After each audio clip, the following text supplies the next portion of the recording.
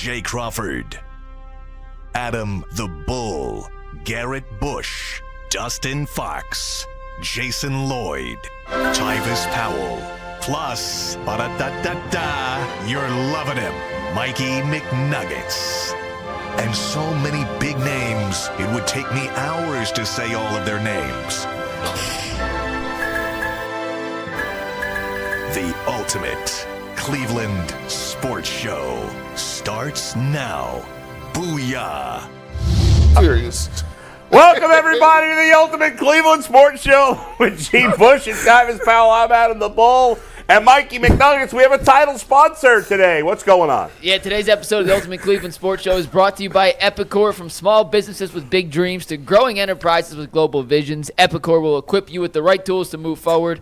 Discover your success at easierwithepicor.com. I'll tell you, it feels like I've been gone forever. I really, this time of year where most of us are doing either 2 or 3 days. So I'm most weeks doing Tuesday, Wednesday, Thursday, but I was off Thursday, and it just feels like forever since I've been here. So good to see you guys. You took off? I took Thursday off. Why? How can you? Will you be able to handle that? Yeah, I was here Thursday. I had some things I had to do. I was with the Ultimate Cavs guys. I had some things I had to do at home. You'll be happy to know I'm doing some extra shows next week and the week after. You'll be happy about that. Look at that. But it's good to be back with you guys. And thankfully, since the last time I was here, the NBA regular season is over. You got it. It is playoff time. The draft now just 9 days away. The Cavs playing on Easter, right? Mike Nuggets, the first game? Yes, they are. Sunday, yeah, time TBD, but Easter is the first game. And the play-ins is today? They start today, right? The 8-9 games are today. Okay. In both the East and the West. I'm sorry, the 7-8 games. Okay. So the whoever winner, wins this is the 7th seed. So the 8th that's seed right. will drop and play the winner of tomorrow's game. That is correct. Okay. On Friday they'll play those games. Yeah. So tonight the Hawks will play at Orlando, and the winner plays at Boston Sunday in Game 1 of that series. And as you said, the loser of that will play the winner. The Bulls will play at home against Miami tomorrow. The winner of that will play the loser of Atlanta-Orlando on Friday to see who plays the Cavs on Sunday. So the Cavs, who are already a rested team, obviously. Orlando's going to win tonight, aren't they? I would think so. What do you guys think? And we got to play Orlando? the Hawks. I think we're going to play the Heat in the first round. Listen, I would love it. I don't know what I need to root for. I was going to ask y'all what the official standings are, but I want the Celtics to end up playing the Magic. Which they will if the Magic win tonight. I think Okay, so I don't think any of those teams should take more than 5 games for the Cavs to win. So I don't care who they play, but I guess if I had to choose, Orlando would be my last choice if I had to choose. Orlando, by a significant margin, is the team you don't want to play. Not because they can beat Cleveland. I do not see any world where they can beat Cleveland. The physicality. It's the physicality, and they're not scared. That's true. They're not scared. It's good that it's more of a physicality thing than anything else. It's good that they'll probably play Boston then. And they have a better record. Or Boston has its worst record against Orlando over the last 3 years than any Eastern Conference team. Okay. Interesting. It's irrelevant. It's meaningless. It's meaningless? Yep. The regular season record? Yep. Yeah, I think it is. Do you think does it mean anything to you that the Knicks are 0-10 against the top seeds in the East? Not really. See? No, I'm not counting the Knicks out. As long as they got that stupid organ. I hate that. Josh Hart puts it in. Gee, that actually sounded like an organ. That was it really damn did. Good. That was pretty solid. Damn good. Solid organ impression. Yeah, I'll be Here working. he is, G. Bush, and his organ impression. Hey, listen, man, I told you, man, shout out to my surgeon, man. My throat, man, is doing better. Pause. Yeah, let's just go to the next one. You lost your mind. Wow. And the draft right around the corner as well. I was just telling these guys that, I'm just getting to know my Little League team. It's my son's last year in Little League. I have the quietest, I was just saying to these guys, the quietest baseball team ever. And there's 90% of me that's like, this is great. You don't have, not that I really have ever had a kid talk back to me, but like you might have a couple of kids who are just yapping while you're trying to talk and you got to tell them to be quiet, blah, blah. These kids, when I'm talking, nobody makes a peep. They all say, but the only problem with every kid being quiet is I have no, it's like the Browns who have no like vocal leader. You know what I mean? We don't have a vocal leader. I said to my son. Hey, who is a vocal leader on the Browns? Juan Thornhill. He's gone. Hold on, that's Their best players are quiet guys. G knew. He's a celebration. He's a spiritual leader. Spiritual leader? Yeah. That's not bad. You know what? You gonna miss it. You gonna miss it if it's gold. Hey, I need a will be, leader. right? I said David Njoku. Okay. Like, he's vocal. He stands up a little bit, right? Hey. But, like, you think about their best players in recent years, you know, Nick Chubb, Myles Garrett, Denzel Ward, none of those guys are vocal leaders. Nope. In a football way. I mean, Myles Garrett talks, but not like he's not. I feel like Denzel talks. But is he a traditional leader? And it's hard for a corner to be the leader of the team, too. Yeah. Yeah, so Yeah, I don't know. They I think we're gonna miss JOK more than we think. Yeah. What you mean? He was one of the. JOK was a top I feel like he was. player of their I feel team. like he was a vocal guy. Man, Not in the huddle, but he comes off to me like he talks. it's a damn shame, bro. He was going. I had him breaking out last year. Yeah, it's too bad. All right, Mike, get us going here. What do we got? Let's dive into it, guys. We got a big show. We were Yeah. supposed to have Abdullah Mason in. He had to cancel because he's flying out to Vegas for a top-ranked meeting, which means he could be in line for another title fight coming up. So we got some other stuff we're going to fill the back of the show with, but we are talking Cavs, Guardians, and lots of Browns today. And let's dive into our first topic. After a quick word from FanDuel, guys, the NBA playoffs technically start tonight. It's the play-in, but it still counts. And FanDuel is giving new customers an incredible way to get in on the action. Right now, when you join FanDuel and place your first $5 bet, you'll get $250 in bonus bets if that first $5 bet wins. From three-pointers to steals to assists, FanDuel has so many ways that you can bet on your favorite player props. Don't miss out. Head to FanDuel.com/UCSS and claim your $250 in bonus bets today. So yesterday, Mel Kiper Jr., one of the OGs in the mock draft, prospect scouting, NFL draft world, was on ESPN radio here in Cleveland. And he was asked about Travis Hunter. And what he said about Travis Hunter caught my eye. This is word for word from Mel Kiper on ESPN Cleveland radio yesterday. Quote, "He's the highest graded player I've had since John Elway," end quote. That's a lot of players. Peyton Manning was not higher than John Elway. Andrew Luck, Trevor Lawrence, some of those generational type The best quarterback in football, Joe Burrow, not ahead of John Elway. Saquon Barkley, who Mel Kiper had as his highest graded receiver, not as high as John Elway. What year was John Elway drafted? 84. So that's 40 years. Good job remembering the exact year. 40 years. Trivia team UCSS is on fire. Nice job. 40 years, the highest graded player Mel Kiper Jr. has had in that time frame. Do you guys buy the hype that Travis Hunter is a generational prospect / talent in the way Mel Kiper is describing? Go ahead, Tyvis. I think generational talent is exactly what he is. I think that just the abilities he has as a football player, like, don't get me wrong, we pointed out all the time. I pointed out the past couple of weeks about some of the things he needs to critique. But talent-wise, it's a no-brainer. I mean, the guy is fast. He can jump. He locates the football. He can tackle. There's nothing really that he can't do as a football player. And I think that, to me, is why, he should be graded that high. Now, it all depends on, like, people. I've been going in this argument. Shout out my boy Domo. Me and my boy Domo been arguing about this because he's big on Abdul Carter, and I'm trying to help him see why they would take Travis Hunter. And I'm pointing out all the things about, obviously I did the clip about what he needs to clean up and all those things.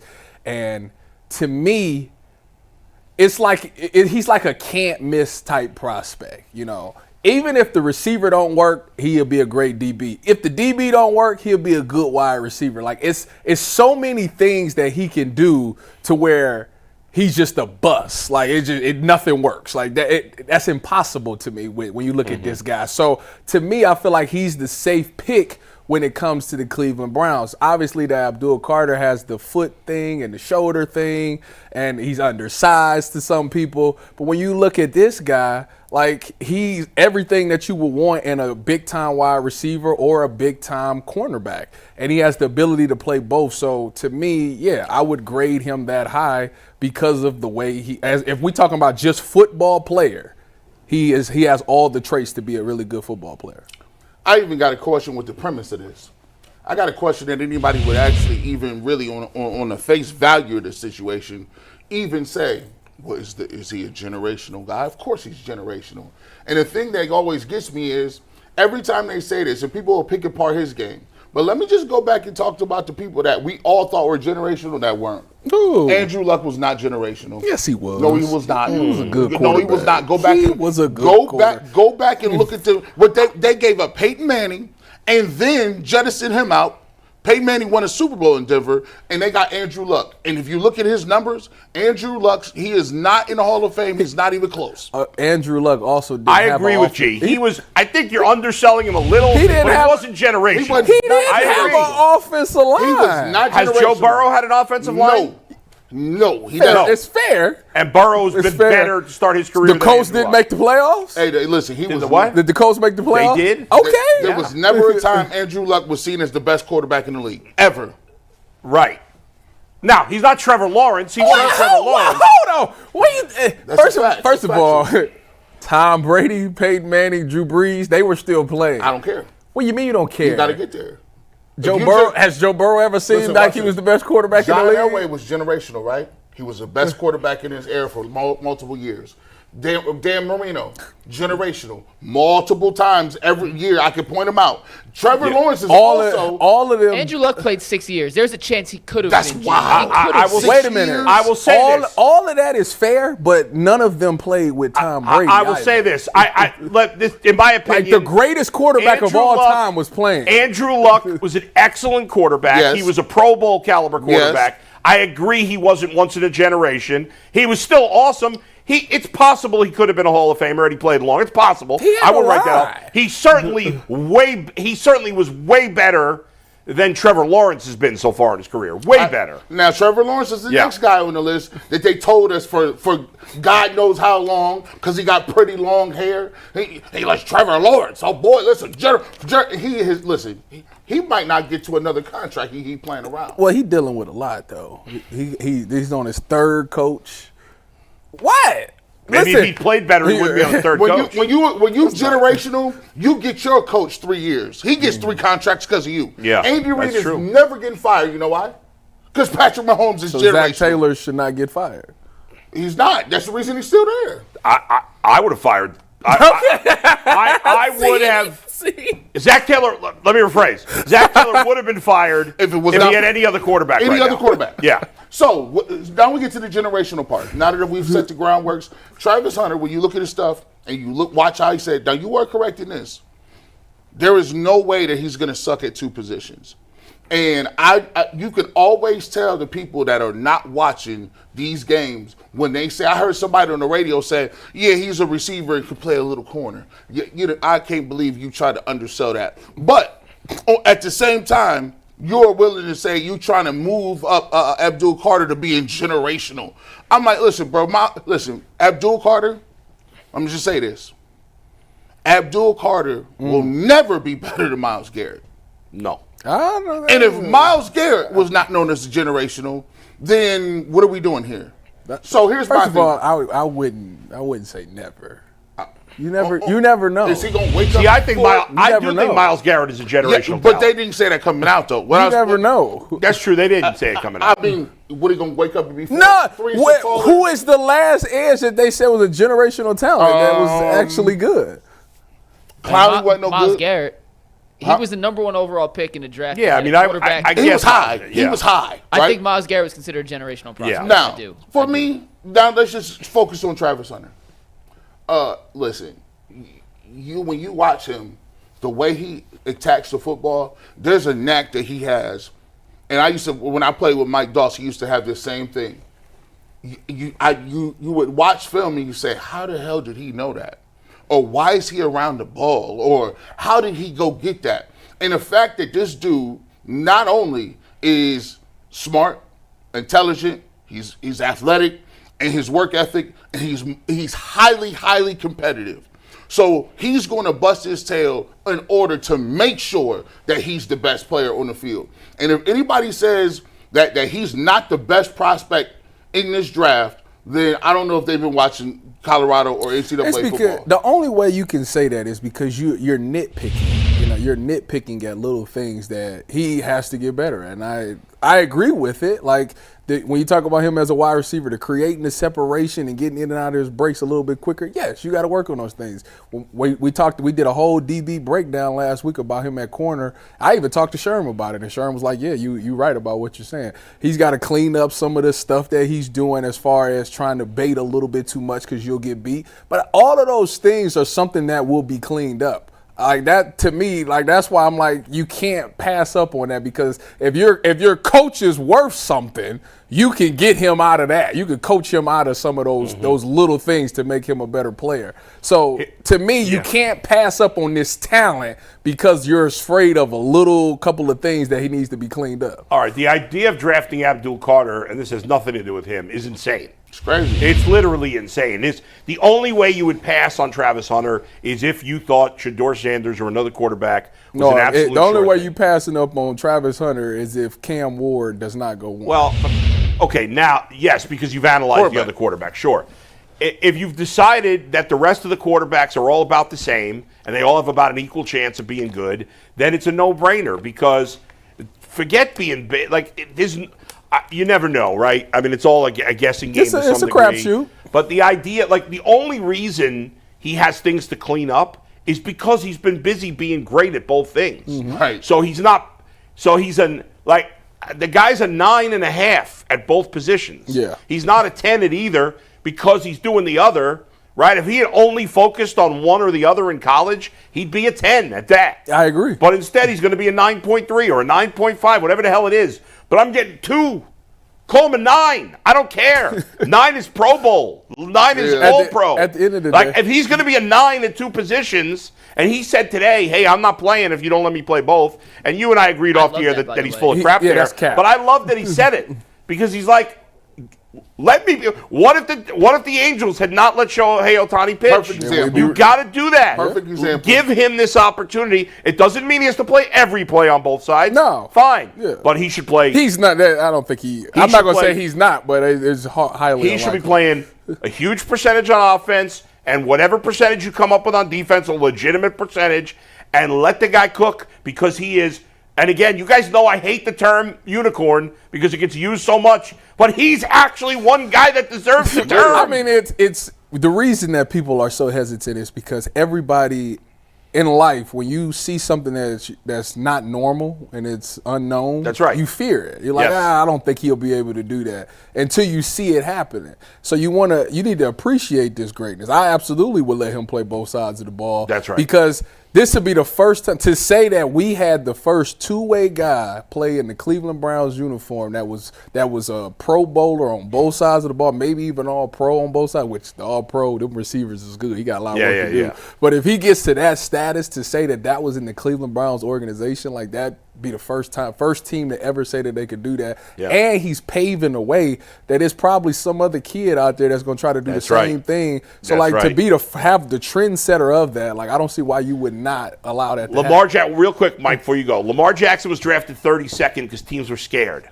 Teams were scared because he was different, right? Mm-hmm. And that's what I think it's good, and I haven't been the biggest Andrew Berry guy at times, and Stefanski pissed me off at the end of last year.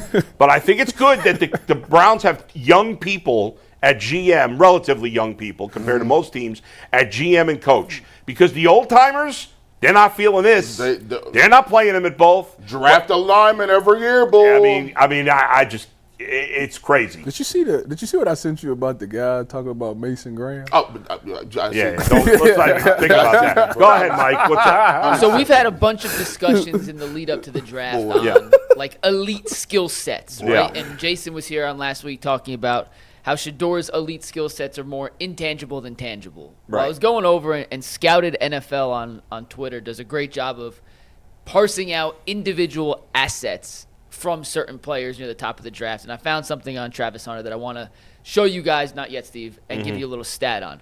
When you look at Travis Hunter, both offensively and defensively, his elite skill, he has multiple, but the one thing that he is unquestionably better than everybody else in this draft at is his ball skills. We've heard every draft analyst we've had on come on and talk about the way he attacks the football, the way he catches the football, the way he can make catches in contested situations.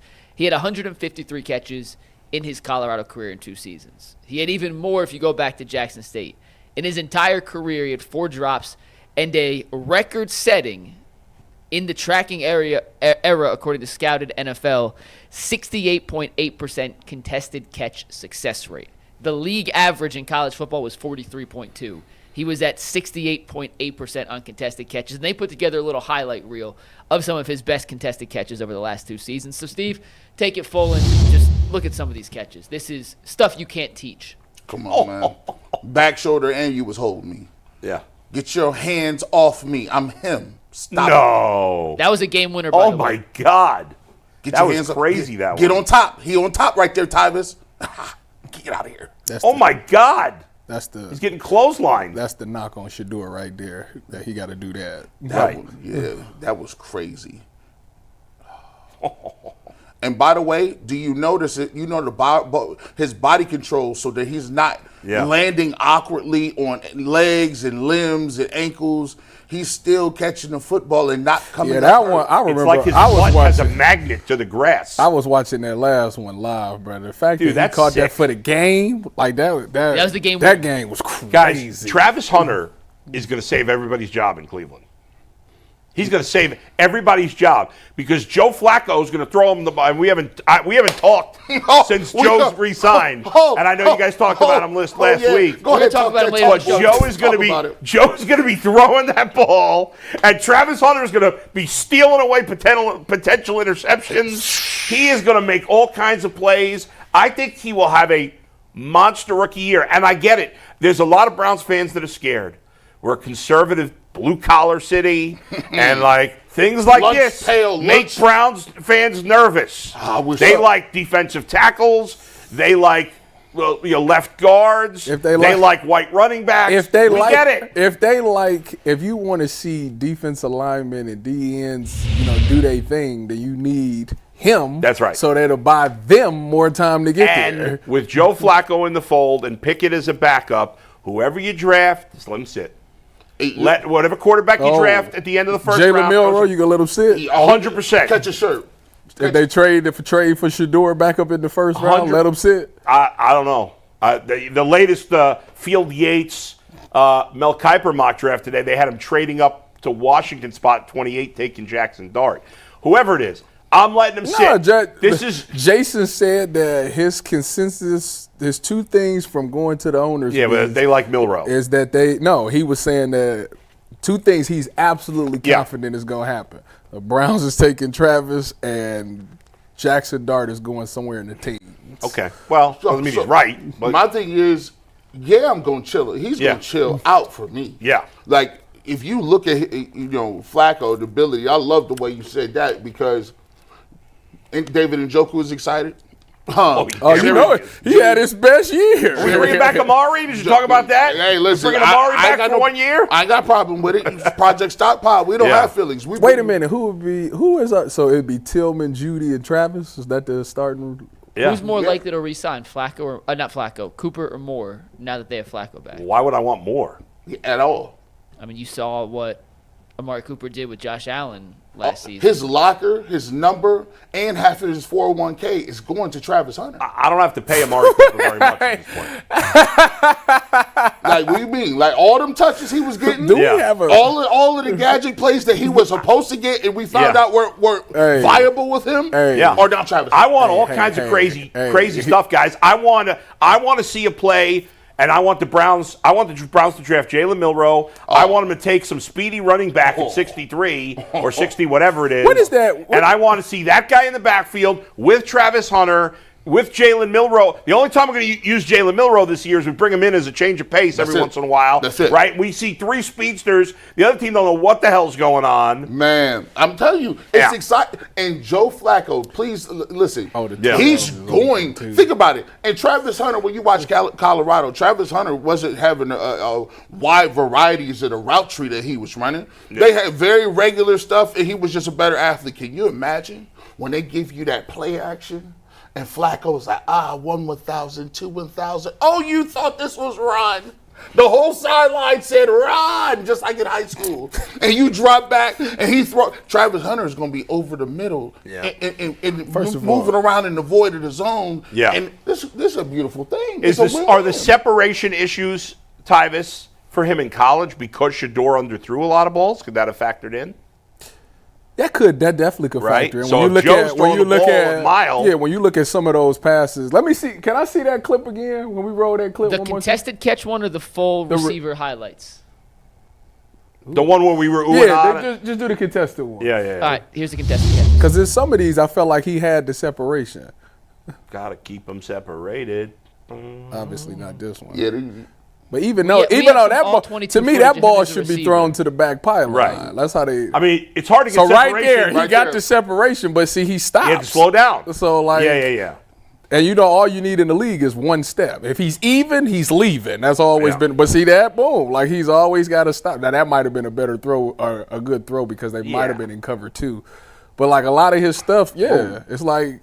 None of these plays were due to a lack of separation. But what gets me, Bull, it's hard to judge it because you have to remember this conference is the Big 12. All right, I hear you. So like that, you got. Tyvis, I'm gonna put some all 22 up. Give me what you think, or let us know what you think about. But Tyvis, these guys, like this is Cincinnati. That's Cincinnati. I hear they're still Division I players. I understand. I understand what you're saying, but you're saying these guys.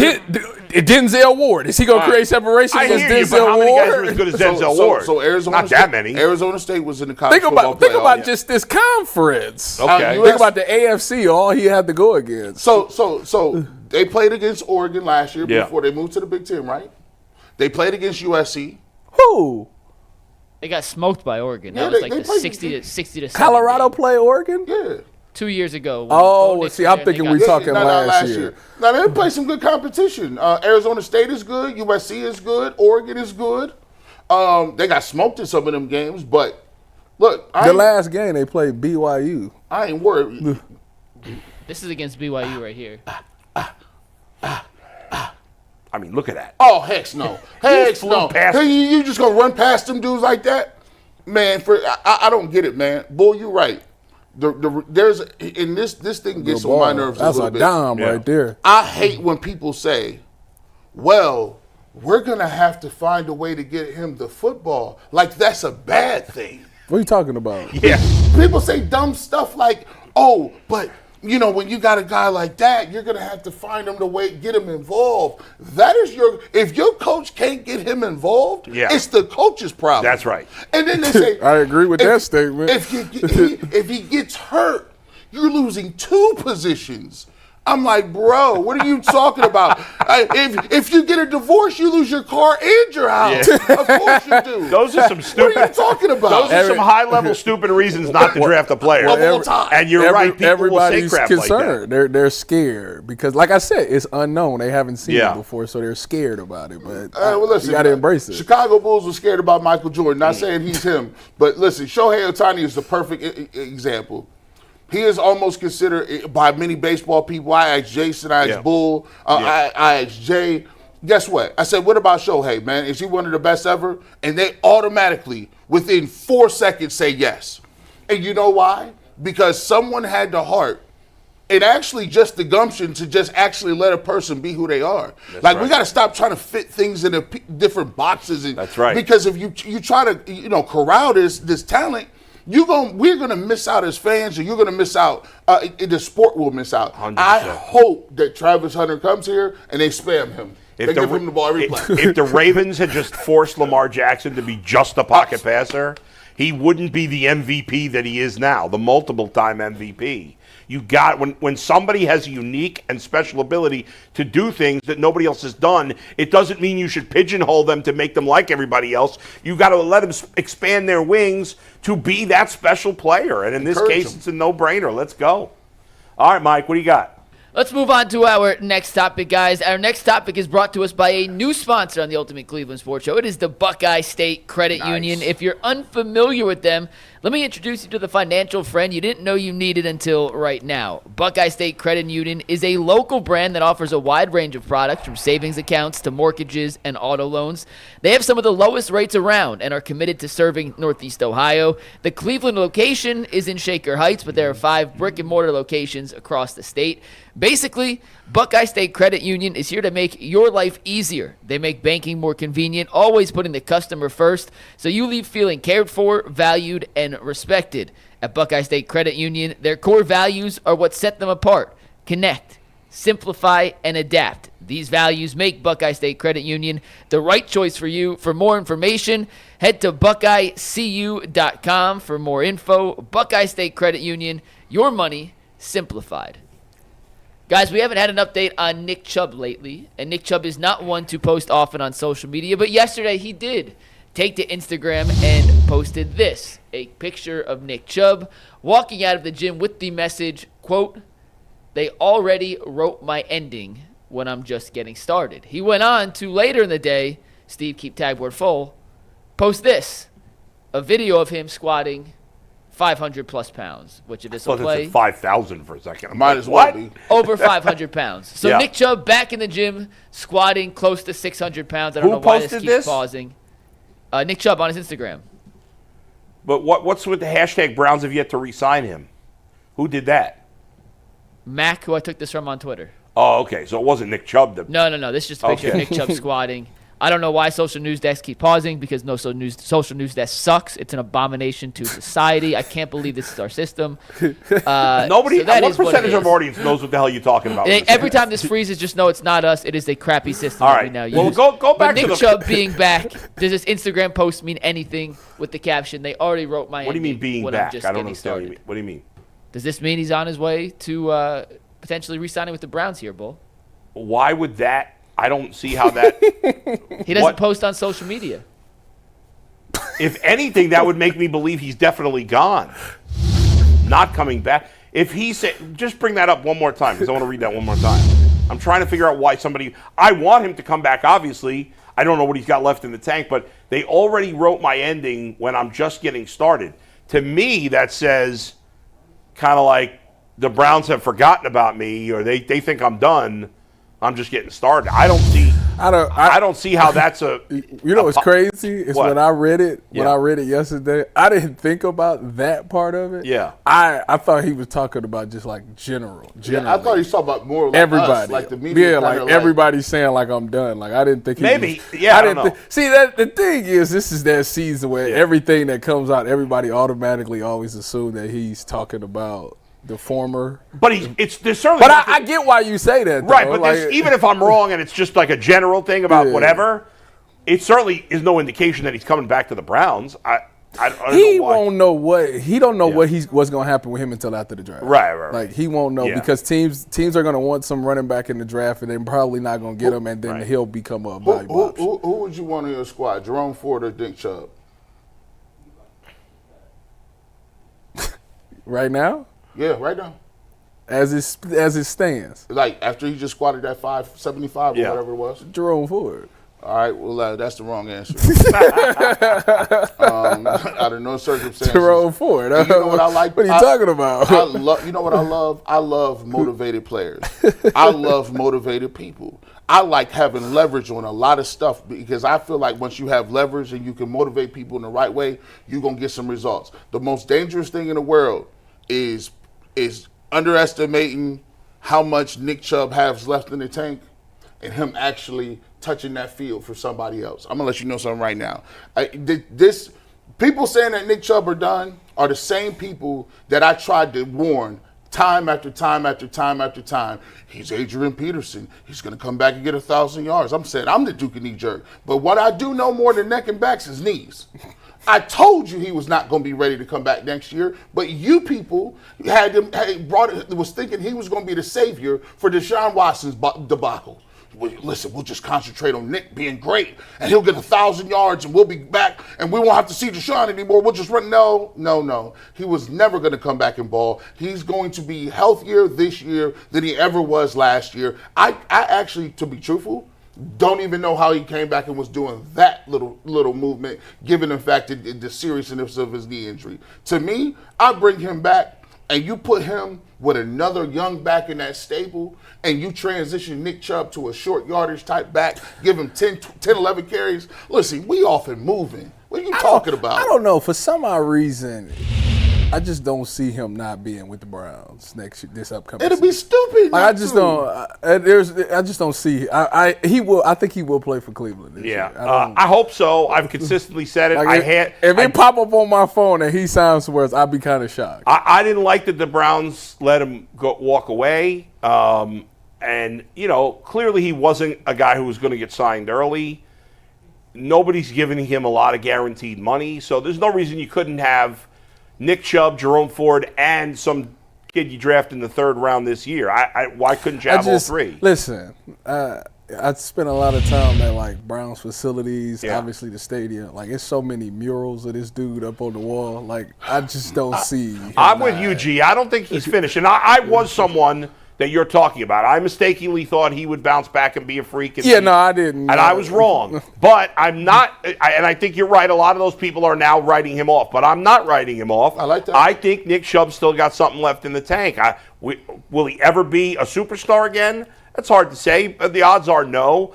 But I think he could. I think he can be at least a better version, in my opinion, of what Kareem Hunt's been the last couple of years. I love that. For me, I agree with that. He could do that, bro. The goal line, short yardage back. Yeah. And it's great because he was doing that with Kareem Hunt earlier in his career, and he's never been a back that the Cleveland Browns wanted to give 30 or 40 carries to. They've always been judicious in the way they give him his carries. Right. But for me, I look at it like this, man. If I'm an organization, there's certain things that I'm going to do just on principles. If the Miami Heat could keep Udonis Haslem on the roster until he was 97, if the Cavs could put Tristan Thompson on the roster, if the Browns went out there and not only gave Conklin a new deal, they gave Teller money, they gave Joe Batonio money to come back. You gotta have this. If it was me and my organization, he's not even asking for that much money. No and if chance. you came to Nick Chubb with like man to man and say, "Listen, we ain't got it in the budget like that," but this is how we feel about you being on the roster. This is what we got for you. Yeah. And we don't want to see you in no other uniform. And I'll tell you what Nick Chubb will say, let's do it. You know why I think I'm confident. I'm kind of confident that he'll be back. Because if you think about last season, it really wasn't fair.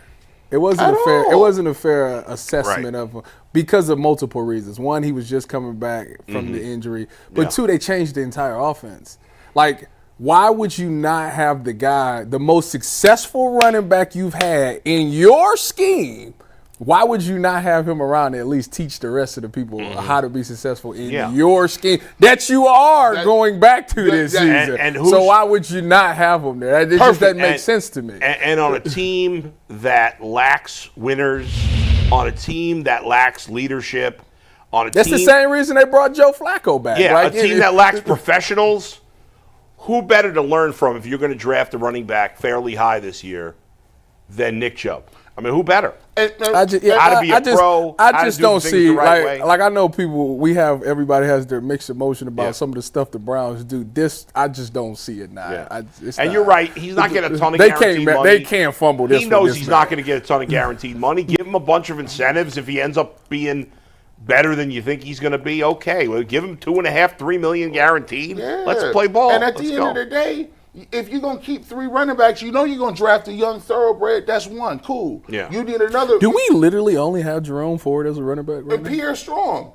So you bring back Chubb. So we got 2 running backs on the roster right now. So you telling me. 1 quarterback, 2 running backs. This is unbelievable. You telling me. Oh, no, we got 2 quarterbacks now. Yeah. So the guys don't pay Nick Chubb. He's done. He's washed. You telling me. Tyvis said he'll take Jerome Ford. Okay. I would. Jerome Ford got the home run hitting the building. We use him as a third down back. But you telling me that even if you draft a guy, you telling me that you like Pierre Strong better than Nick Chubb? No. That's a no-brainer. Split running back, you're Right. going to keep And winning. Pierre Strong, to me, You gotta short- Pierre Strong That's wild. has a ball security problem. Yeah, and again, you're spending no money at the position. Jerome None. Ford's making minimal money. The rookie you draft's going to make no money. Pierre and you're gonna Strong's pay- making minimal money. he'd be gone be- probably. yeah, You just yeah. cut him, but Nah, yeah, I mean, you keep him around practice squad guy. yeah, you got to bring Nick Chubb back. Come on, we're not that feeling good simple. about Joe Flacco. I just don't see them not doing it. I just really don't. It's just, I just can't don't believe, see it. guys, and I guess you're not going to be surprised by this, but like Saturday, I had to go out to the Little League field. Me and all the other coaches, we were working on the field because there'd been so much rain. I had 15 of the 20 guys there. Hey, Bull, Joe Flacco. They were everybody was losing their minds about Joe Flacco. Bull. People were so excited. Somebody has got to the Haslam's. I don't know who's in their place. Somebody, they got a new PR team or something. Yeah. Some dude is in there. Like really putting together a plan. Look at what they've done to rehabilitate themselves. Now, mind you, we started off the off season with Myles Garrett leaving, right? Somehow they fixed that. I don't know how. They got him back inside. $40 million. Here you go. So he's like, let's throw some money out there. He'll Yeah, be fine. Then the PR guy comes in and says, listen, here's what we're going to do. Hey, just put that statement and put the nail in the coffin with Deshaun Watson. Yeah. They already know it. Just go ahead. Yeah. They'll appreciate you. You know how many people came up? You know, I appreciate what the Haslam's did and just coming out and saying it was a mistake. He say, now what you do? Go ahead and put that nail on the coffin. They like, go ahead, get Joe on the phone. Let Joe, we done with that. We made Yeah. a mistake. Yeah. Come on back. They brought Joe Flacco back, and you know what they did? And they that's what I call playing to the base right there. They got all them cool points. They said it like Joe Flacco was like 5 years old. It was Joe Flacco for the Ravens. He's 43 years old. But people 40. love Joe Flacco. It gives you an opportunity to hope, opportunity to think. And he played well when he was here. And now all you got to do is bring back Nick Chubb. Oh, my God. And your rehab, your image problem goes away. You know what they should do? They should, the day before the draft, re-sign Nick Chubb. Next That'd be Wednesday, crazy. they should re-sign Nick Chubb, and fans are already feeling good. You'll be high as a kite going into the draft. You will be floating out in space. Add one to all that. of Yeah, this yeah. is How about because running backs often get incentive-based deals? Yeah. And a lot of times the number that gets floated out originally is not the real number they're paying. Sure. Because the agent puts out the potential total. What if they sign Nick Chubb to like a 1 year, $23 million deal? But it's 1.1 in base salary, and if he runs for 7,000 yards, he gets the 23, wow. and it would show the good faith I and hear the you. goodwill to Nick I Chubb. think getting a little Paying crazy him with what he 23, deserves. but like that he can make 14, 15 But in if he has a magnificent season. in a small But print. you get what I'm saying, though. In that small print, it says this is the Bobby Bonilla deal. Yeah, $1 right. million a year for life. That's right. They should do that. This is Jimmy's got plenty of money to Spread dish that out. that out. all this is hiding. It's trying to get your attention off of it. What Sure. it is. Oh yeah. Because Sure, but- your owner has already come out and said it's going to take a year or two. Oh yeah. So if that's going to be the case, let me at least bring some guys in here that people love. Yup. And they'll come to the game and see. But they don't want you to talk no politics down I'm just This saying. is one of the best political moves and reaches I've seen in my life. And then you're going to give us Travis. I was over here with my knees shaking because of Travis Hunter. So you draft Travis Hunter and don't let one of these Ohio State running backs or Will Howard end up on his roster. Them people is going to be in the streets having church service. Yeah. No, I see something the other day that said if they take Travis Hunter and then if Emeka falls to 33, change in the room with having Judy, Emeka, and Travis Hunter at the wide receiver position. It's not bad. It's not bad at all. Browns have a chance to get some legitimate young talent on this roster coming out of the 2025 draft, which is something we haven't been able to say Ever. since this show started. Well, they've had a chance every year. They've blown it. So hopefully this year they won't. We're going to talk more Browns in a sec. We're going to switch to the Cavs and then get back to the Browns after a quick word from Epicor. Today's episode is brought to you guys by Epicor. Every team knows the value of hard work, of taking pride in what you build, in practicing every detail to get the best results. But no one player, no matter how amazing, can do it all alone. Working together makes getting the wins easier. At Epicor, the all-stars are the hardworking manufacturers and distributors who create and deliver the things we all need, from aerospace to electrical to medical devices. Epicor ERP solutions are created by industry experts to help make every day easier. Seeing your whole supply chain just got easier. Managing logistics, also easier. Responding to price changes, that's also easier. From small businesses with big dreams to growing enterprises with global vision, we'll equip you with the right tools to move forward. Think ahead and lead the way, because as the clock ticks down, you need to make the most out of every hardworking minute. Easier doesn't cut corners. Easier finds the lane. Discover your success at easierwithepicor.com. That is www.easierwithepicor.com. All right, guys, the Cavs will learn their playoff opponent later this week. You mentioned off the top of the show, Bull, the play-in games start today, the 7-8 matchup. The loser of that will then play the winner of the 9-10 matchup, and the winner of that game will play the Cavs. And ESPN did an article on each contender's biggest weakness entering the playoffs, and this is what ESPN chose as the Cavaliers' biggest weakness entering the postseason, from Kevin Pelton on ESPN. Cleveland's playoff foes will focus attention on the undersized backcourt players who largely depend on big men Evan Mobley and Jared Allen to cover for them. Every postseason, we see teams force opposing guards to switch onto apex wings, and Cleveland presents several easy targets. Mitchell listed at 6'3", Garland listed at 6'1", Ty Jerome 6'5", who might be the worst defender of the three. When Jerome has been the screener defender this season, opponents have scored 1.13 points per pick per second spectrum, which ranks in the 94th percentile. In this case, the higher percentile is worse. Is that written in Chinese or what? There's First like of all, 82 things that nobody knows what wait a the hell any of minute. these things So are. let me just ask the question, then you guys can parse this out. Steve, you can drop the graphic whenever you want. Is the lack of size in the Cavs backcourt their primary weakness, or their biggest weakness in their quest for a championship? Yes. Yes. First of all, a couple of things I'm throwing off. By Ty Jerome 6'5", He is. He's tall. and Donovan Mitchell is not 6'3", right? He's 6'1", right? I don't think he's really 6'3". No. Okay, because That's impressive that he be jumping that high. I know I think he's 6'1", but anyways, yes, everybody knows that that's the Cavs' biggest weakness. It's always been the talk of the town of the fact that when they're gonna literally try to sort out Darius Garland, and they're gonna go one-on-one. Perfect There it example. The is. Celtics did it. And they're going to try to score on Darius Garland. Like, Barbecue chicken. That's when you think about the starting five. That's ultimately the number one thing that you think about, is that you got these two little guards, and the point guard position has changed where guys are 6'6", 6'7" now playing the one. And if you're 6'1", you're at a disadvantage. So that's, to me, is the only thing. That, and if they're not hitting their shots, if we're not hitting our shots from shooting, then that'll be the other problem. Outside of those two things, that's the only two things that really worry me about the Cavs. The physicality, we could talk about that, but yeah.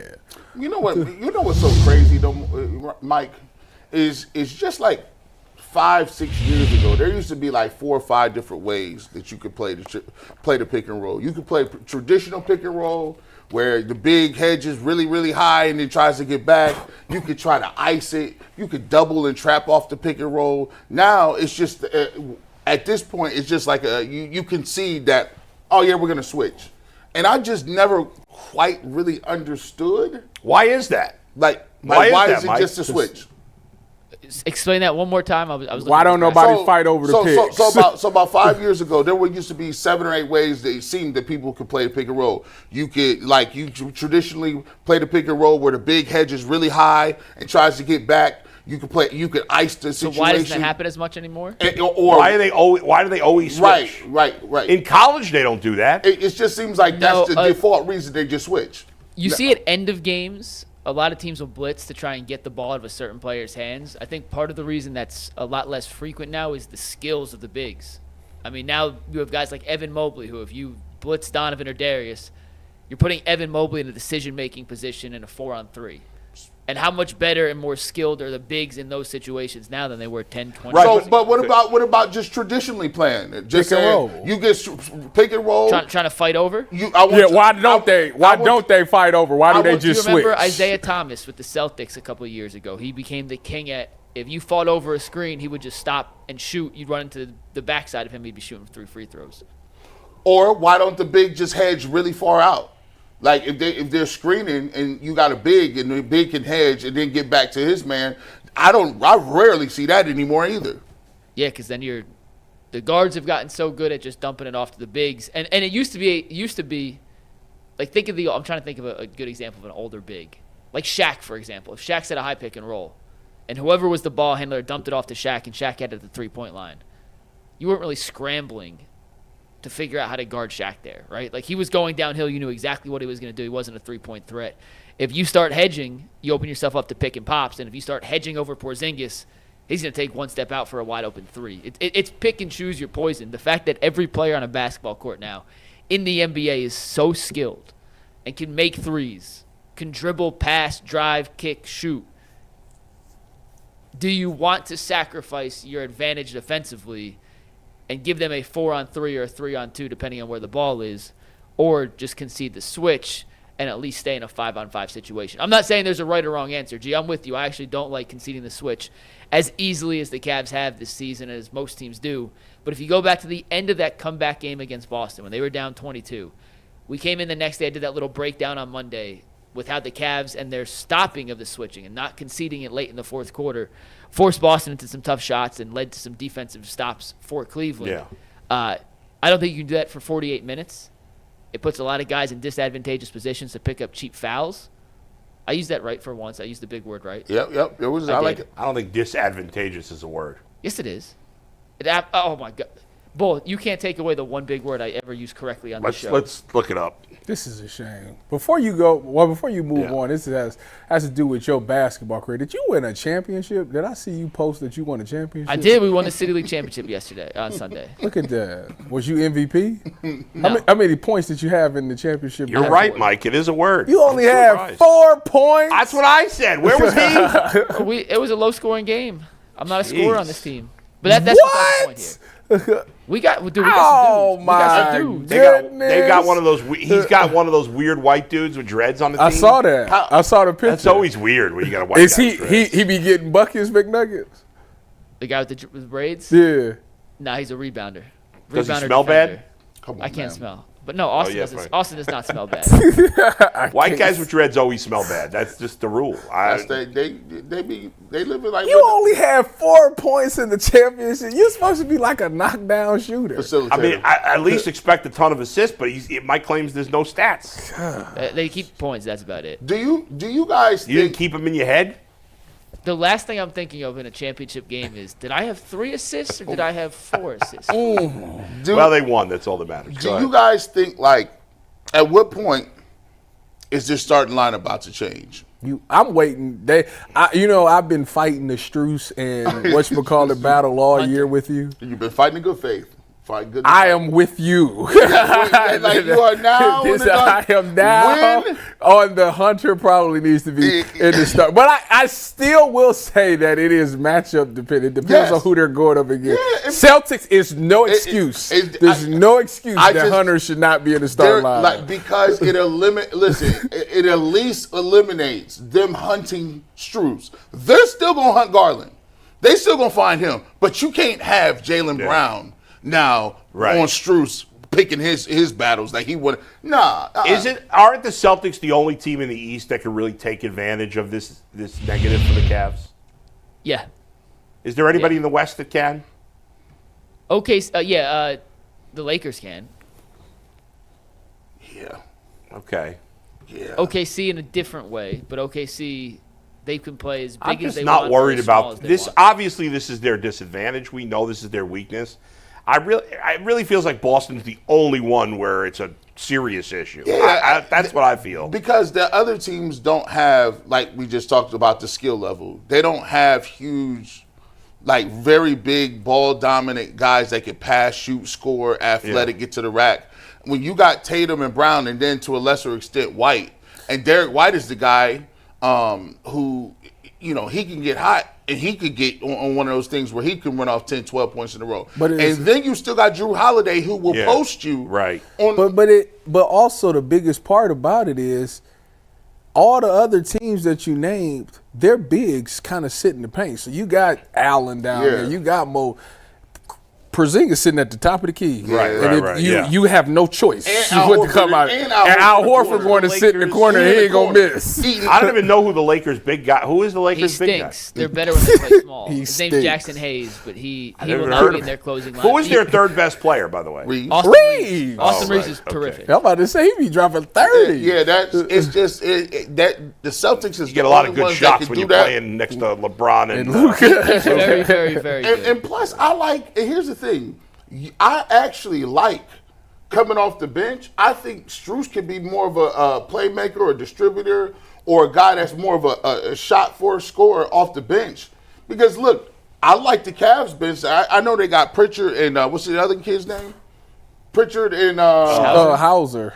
yeah, they got those guys coming off. But listen, if I got Strus coming off the bench, Merrill could knock down shots. You know what my issue with Max Strus is?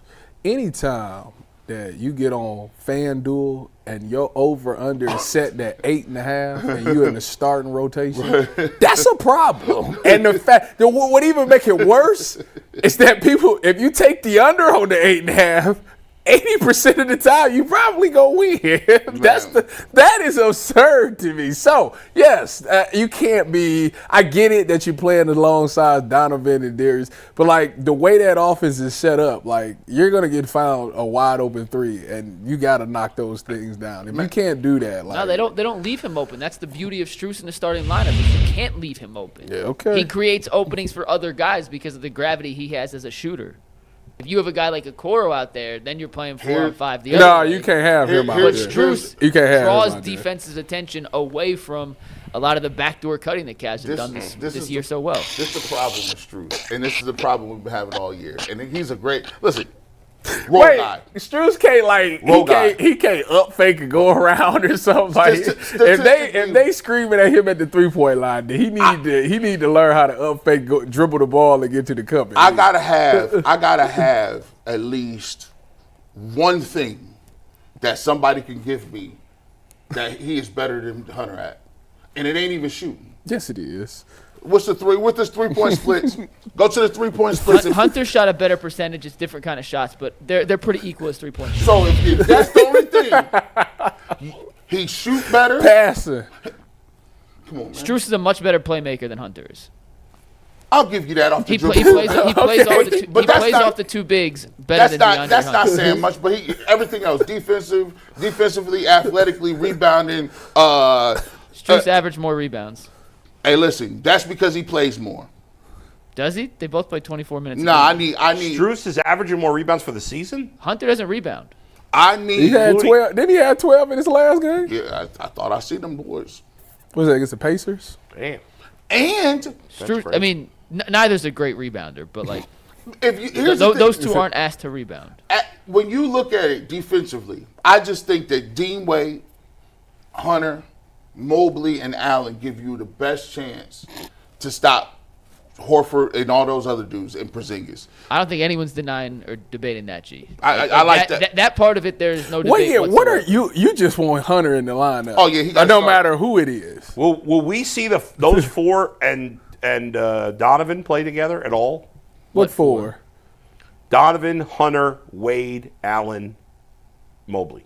Yeah, they played a couple. I could find the exact amount of minutes that lineup played, but there's a couple times that Kenny sprinkled it in for like 3-4 minute stretches. Yeah. And if my memory serves, I'll get the numbers to back it up in a sec.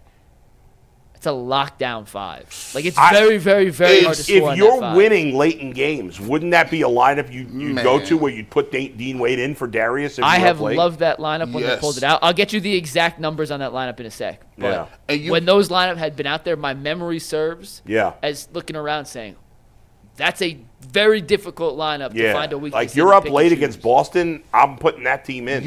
And the crazy part about it is you still got the floor spread with shooters. You still got Hunter and Wade out there. You can put the ball in Donovan's hands and create.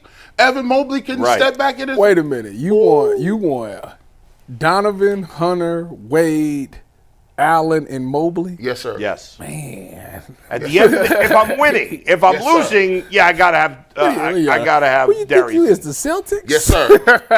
Listen, I'm winning. I'm winning late. At the How end tall is Hunter? 6'8"? Hunter know. 6'8" with super long arms. 6'8". So you got 6'8", 6'10", 7 feet. Yes. Hey, that'd be a great lineup, against Boston for a stretch in the first half and then end the game if I'm winning. Because now I don't even want to give. And here's the thing that they really get me right now. Jalen. Now I don't want to wish no injuries on nobody, but Jaylen Brown is hobbled. I don't know if people know bone bruises are notorious for not healing correctly. Now he's their second best player, but if you could put a guy on him and length and tell him, hey, you're gonna have to beat me to the rim, and every shot you're gonna get is contested, and we're gonna put length on you, that opens the door for Jason Tatum to play hero ball, because that's what I want him to do. I want Tatum to get comfortable and shoot. What was that 5-man lineup you asked for again? It was Mitchell, Hunter, Wade, Mobley, and who's the fifth? Allen. And Allen's the fifth. Okay, one sec. Yeah. That's ridiculous. That 5 lineup has not played together. Ooh. There has been a lineup the one I'm remembering, Mitchell, Okoro, Hunter, Wade, Mobley. And that team, or that lineup, I like that one too. it only played 7 minutes together like this that season one. in It's total. Okoro instead of Allen. But Yeah, why would so you do that? More point of attack defenders as opposed to you feel like you have enough rim protection already. Because I could put a core. Very on minimal, small sample size. Take this with a tiny grain of salt. Yeah. But the defensive rating was incredible. 94. I think we got to take that with a huge grain of salt. That's why I said 7 minutes. gigantic grain of salt. Yeah. Oh, gigantic. But in those minutes, it was a very, very, very effective defensive rating. And we are going to see something this postseason. We've said a lot about Kenny Atkinson. We've said a lot. He's done a great job. It's tremendous. But it's a different ball game in the playoffs when your decision making is second to second. What are you running this out of bounds play? What rotation? I got to take him out. He's not hot. We need to figure out how to stop him. He's on a 10-0 run by himself. Right. These are the things that people are going to watch. And he has, if I'm thinking about it, if you correct me here, if I'm wrong, he hasn't had extensive basketball. Who? Kenny? Kenny in terms of the playoffs No, as a he head hasn't. coach. No. You're right. No. So this is a different. He's got a lot to prove. It's a different animal. He now, did a great. You're right. He did a great job in the regular season. Much like the players, it doesn't matter anymore. This is a new season. And anything, I get it. If they don't win a championship, it's going to be a disappointment. But anything shy of a hard-fought 6 or 7 game loss to Boston in the Eastern Conference Finals is a disaster. I think it got to be 7 because to me, if you got home court, it's unacceptable. Yeah, that's true. You got a point there. If we lose in 7, I'll be okay. But you can't get beat 4-2. Nah, if they get smoked by Boston or, God forbid, lose in the first 2 rounds, I don't care what Kenny Atkinson did in the regular season. It doesn't matter anymore. 16 wins. That's what it is, 16 Let's go. wins. And there's going to be some games where we're going to come in here and y'all might get smoked. The Cavs might get smoked in one of these little games where they're on the road or something happens where they get down early. And we're going to find out how they go about taking that. That's because, they're not going to sweep the playoffs. Every game, it's just totally different way coaches and teams prepare for these games versus the regular season. All right, Mike. Let's move on, guys. Back to the Browns we go after a quick reminder that Monarch Money is the first ever app to make all your financial tracking that much easier. Have you ever checked your bank account and wondered, where'd all my money go? Between dining out, online shopping, and entertainment, it's easy to lose track. That's where Monarch Money comes in. It's your personal CFO giving you full visibility and control over your finances. Monarch Money isn't just a budgeting app. It's a complete financial command center where you can track all of your accounts, investments, and spendings in one place. So you stop just managing your money and start building wealth. Take control of your finances with Monarch Money. Use promo code LOCKEDONNFL at monarchmoney.com for 50% off your first year. That is monarchmoney.com. Promo code LOCKEDONNFL for half off your first year. Bull, you were not here last Friday when the Browns signed Joe Flacco. That's correct. So instead of just regurgitating and having that exact same conversation over, I figured we could push it forward a little bit while still giving you a chance to weigh in on the Joe Flacco signing. Take drafting a quarterback super high out of the discussion for this conversation. If they take a Milroe, whatever, let's just assume for the sake of this, he's not ready to start week 1 in 2025. So if the quarterback battle in training camp is between Joe Flacco and Kenny Pickett, Bull, Yeah.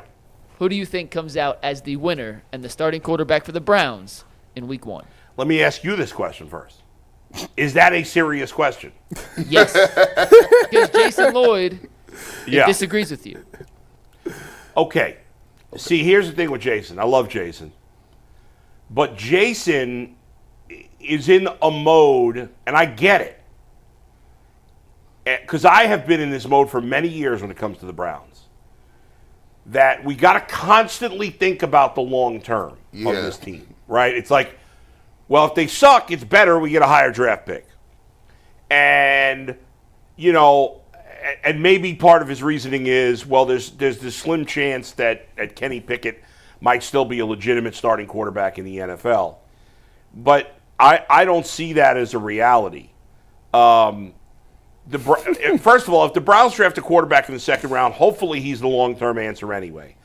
I have always felt we can't keep doing this. Well, we got to be as shitty as possible so we can get a higher pick next year. Okay, we were picking second this year. They're not taking a quarterback probably. But next year we'll take a quarterback. And then teams like Pittsburgh, I hate to credit them all the time, but teams like Pittsburgh and Baltimore and more recently Kansas City and organizations like that, the Patriots for many years, although they've stopped being able to do this, they were never at the top of the draft, and yet they always get good players. Mm-hmm. Why? Because if you have an Ozzie Newsome as your GM, if you have smart guys running your organization that know what the hell they're doing, it's irrelevant where you're drafting. Yes, there's some guys you can't get your hands on. I get it. It's not just about being smart. If you have the number one pick, you can get Joe Burrow or Andrew Luck or Peyton Manning, and if you don't, you don't. But there's plenty of other excellent quarterbacks that were drafted in the first round, but not at number one. They were drafted at 5 and 8 and 10 and 12. We've seen a lot of them, including Patrick Mahomes. Where was Mahomes drafted? 10?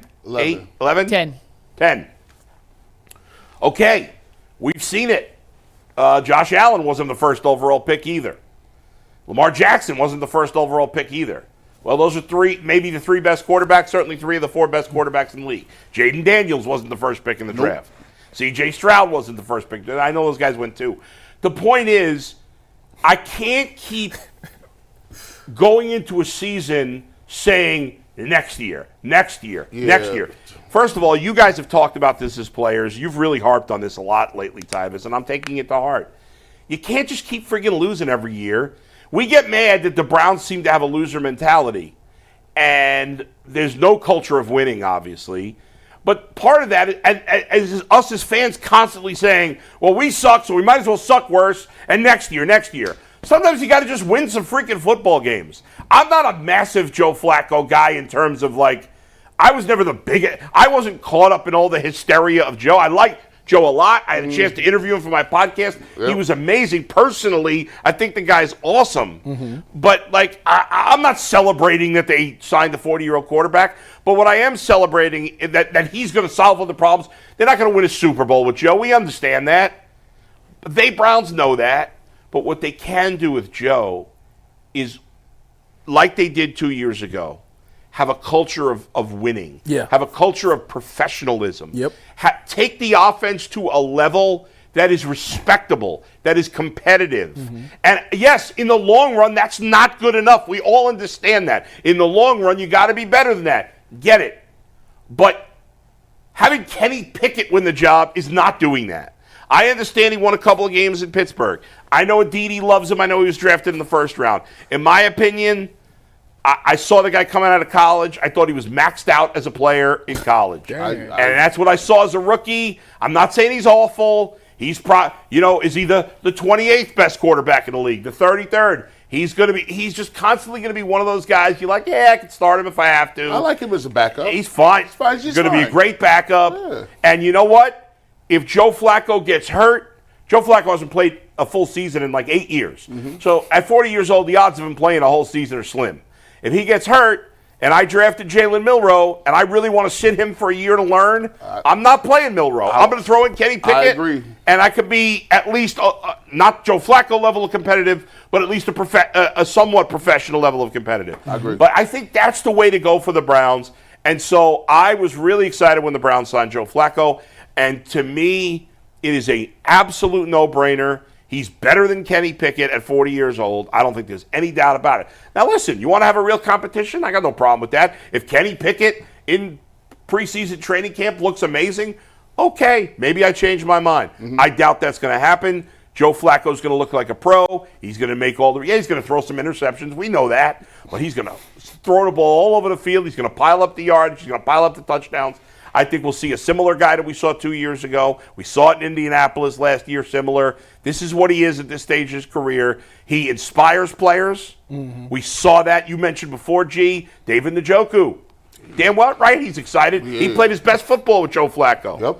You don't think he's excited? He knows he's going to get a bunch of catches. Offensive line. That's it. The offensive line is going to know where he's at. That's right. He's going to get to the back foot and throw it. They don't have to worry about him scrambling around and holding extra time.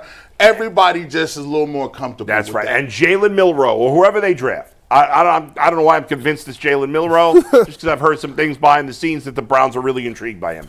Doesn't mean they're going to draft him. Somebody might sneak up and take him. Who knows? But whether it's Jalen Milroe, who through the roof, smart, good character, which is good. The Browns need some good character players. Right. If you get Travis Hunter and Jalen Milroe, my God. These guys have A-plus character. And Jalen Milroe to be able to sit and learn and sit next to Joe Flacco on the bench while he's looking through the video, learn how to be a pro. I think it's an amazing scenario. And so I'm 100% on board with Joe Flacco. And I think I'd say there's a 99% chance he's starting week 1. He said something that you talk about it when you're in the locker room. It had to be rough for them dudes because last year we, obviously we're 7 days a week pretty much on UCSS when the season starts. So I'm doing 2 Ultimate Brown episodes a week. We're doing the post-game shows. We're doing the pre-game shows. And I'm going to tell you what. Last year was one of the most miserable years I've ever had. There are times where this job is not work. It ain't. I'm going to tell you what. Most of the time it's not work at all. This is nothing but. When you talk about them Browns when they not good. It killed my spirit. It was just like, I don't want to talk about it.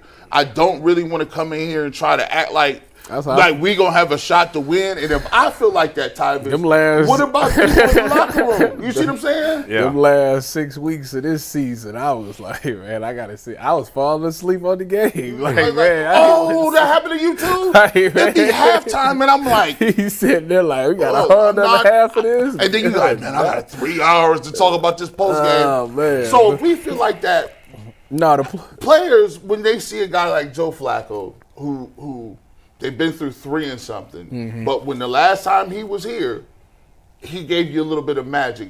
Yeah. How does a veteran presence kind of invigorate some of the dudes in the locker room? Well, you definitely light up the locker room. When they go in for OTA, which I don't know if they reported or not, when they go in OTAs and Joe walk in that locker room, it's going to be like, he back! It's going to be one of those type of moments. And it's the prohibited favor. He gonna start. There's no way. I don't think Kenny Pickett could win that job. Joe Flacco come in with a power level. I wouldn't say that. It's listen, he knows Joe Flacco's one of them dudes that if you trying to beat him out in camp, he got that veteran stuff. But he still got to go out there and make the throws. If we get to a point and Joe Flacco's arm is like, it's shot a little bit. It's going to happen at some point. I was saying, like, we get out here to OTAs and he's starting, and he can't quite hit that 25-yard over route long run. Like, Kenny would definitely be the starter. Yes. Like, let's just call a spade a spade. But if he keep that arm. But if that arm is still good, you're not going to beat him because this is the guy he's ran your offense to the best of the ability since you've been here, actually. You've seen this man throw for 300 yards dang near every time he stepped on the field, and then on top of that, he's got chemistry with David Njoku. I don't know if Judy wasn't here and Tillman wasn't here, so he would have to re-get that chemistry again. No, Tillman was here. Tillman was here? Yeah.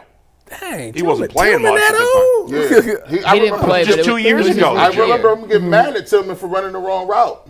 Yes, against Chicago when he threw the interception. Yeah. He lit into Tillman. Tillman was here. Oh yeah. This is going to be Why did Tillman's I third think year. last year was Tillman's first year? Nah, he been here forever. But yeah, anyways, he got that type of thing. But what I really like about Flacco the most is something that you was hitting on, is the fact of the leadership. You know, you think about this offensive line, they didn't play their best last year. Everybody said that they got old fast. And then you think about the most important position, left tackle.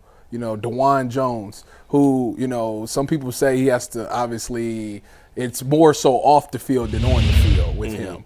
And when you get there, like, this is a guy that he yelled at. Who was he yelling at? Wyatt Teller or somebody? Yeah, right. Yeah, like, he got him straight on the field. So if DeJuan, He's not going to be afraid to call out anybody. exactly. No, yeah. So like DeJuan, it will be like, oh snap, let me get it together because this guy like really sees something in me and he needs me, like those type of things. So I think from an overall standpoint of you trying to groom up these younger guys, because you're going to be dependent on a lot of young talent. You know, Cedric Tillman, DeJuan Jones, Jerome Ford, Travis, if y'all decide to take him.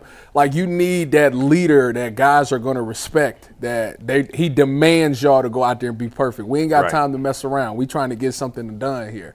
And I think that would do everybody on that offense and everybody in that locker room some good. So to me, I think Flacco probably will be the starter. He probably will win it. But I'm not going to count Pickett out. Like I said, if Flacco's arm is shot a little bit, Pickett definitely could come in there and steal that. Yeah, I like both the moves. And you know what? Kevin Stefanski said, let me go with somebody I'm comfortable with, man. You know, we've tried to do it other people's way. Yeah. We've gotten quarterbacks and different other people. I try to make it work with Deshaun Watson. I'm actually glad they went back and grabbed Flacco up, because now when you get to implement in your playbook, think about what he was doing coming off the couch, right? Now you get an opportunity where, think about this. He had to, last year, Anthony Richardson was always going to be the quarterback, whatever case may be. Right. He's coming into this year as a prohibitive favor to be the starting quarterback. Yeah. And as a guy that we interviewed on here, he said, I feel like I'm one of the best 32. Yeah, sure. And if his arm is still there and still intact, he's going to have an OTA to put some leadership on some of these guys, like Tyvis said. He's going to have an opportunity to sit with Kevin Stefanski and understand what his objectives are of this offense. And he's going to be able to have that level of confidence that you need. Like, here's the thing that really shut things down for the Browns last year. When you have musical chairs at quarterback and there's no stability, the quarterback is the voice of the room. And sometimes it's hard to have multiple voices. Deshaun Watson leads a different way. Jameis Winston goes about it a different way. DTR is a rookie, a young guy. So a lot of times, you know, when you get in the huddle and you tell somebody, hey, we about to go down here and score with 2 minutes left, they don't even be believing them other dudes. That's right. When Joe get in there, he like, oh, we believe it, because he can say, yeah, I've done this at a high level. By the way, let me show you my Super Bowl ring. By the way, Miles, let me tell you what Ray Lewis told me one time, or Ed Reed said this. I like the energy level, because now they done elevated the room to a point where it's like, ain't no question marks. They're going to come in and they're going to be, they'll be vanilla, they'll be playing, they're not going to say too much.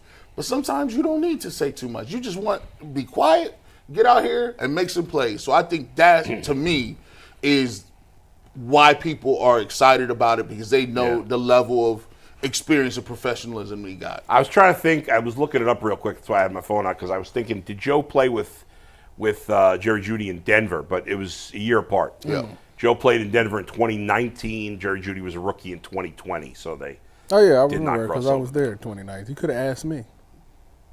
Well, I didn't know what year it was. He only did 1 year. You know, Tyvis didn't play for everybody. That's true, too. Yeah. Everybody. That's true. I mean, you ain't got no favorite squad. How many teams did you at least do mini camp or OTAs or anything with?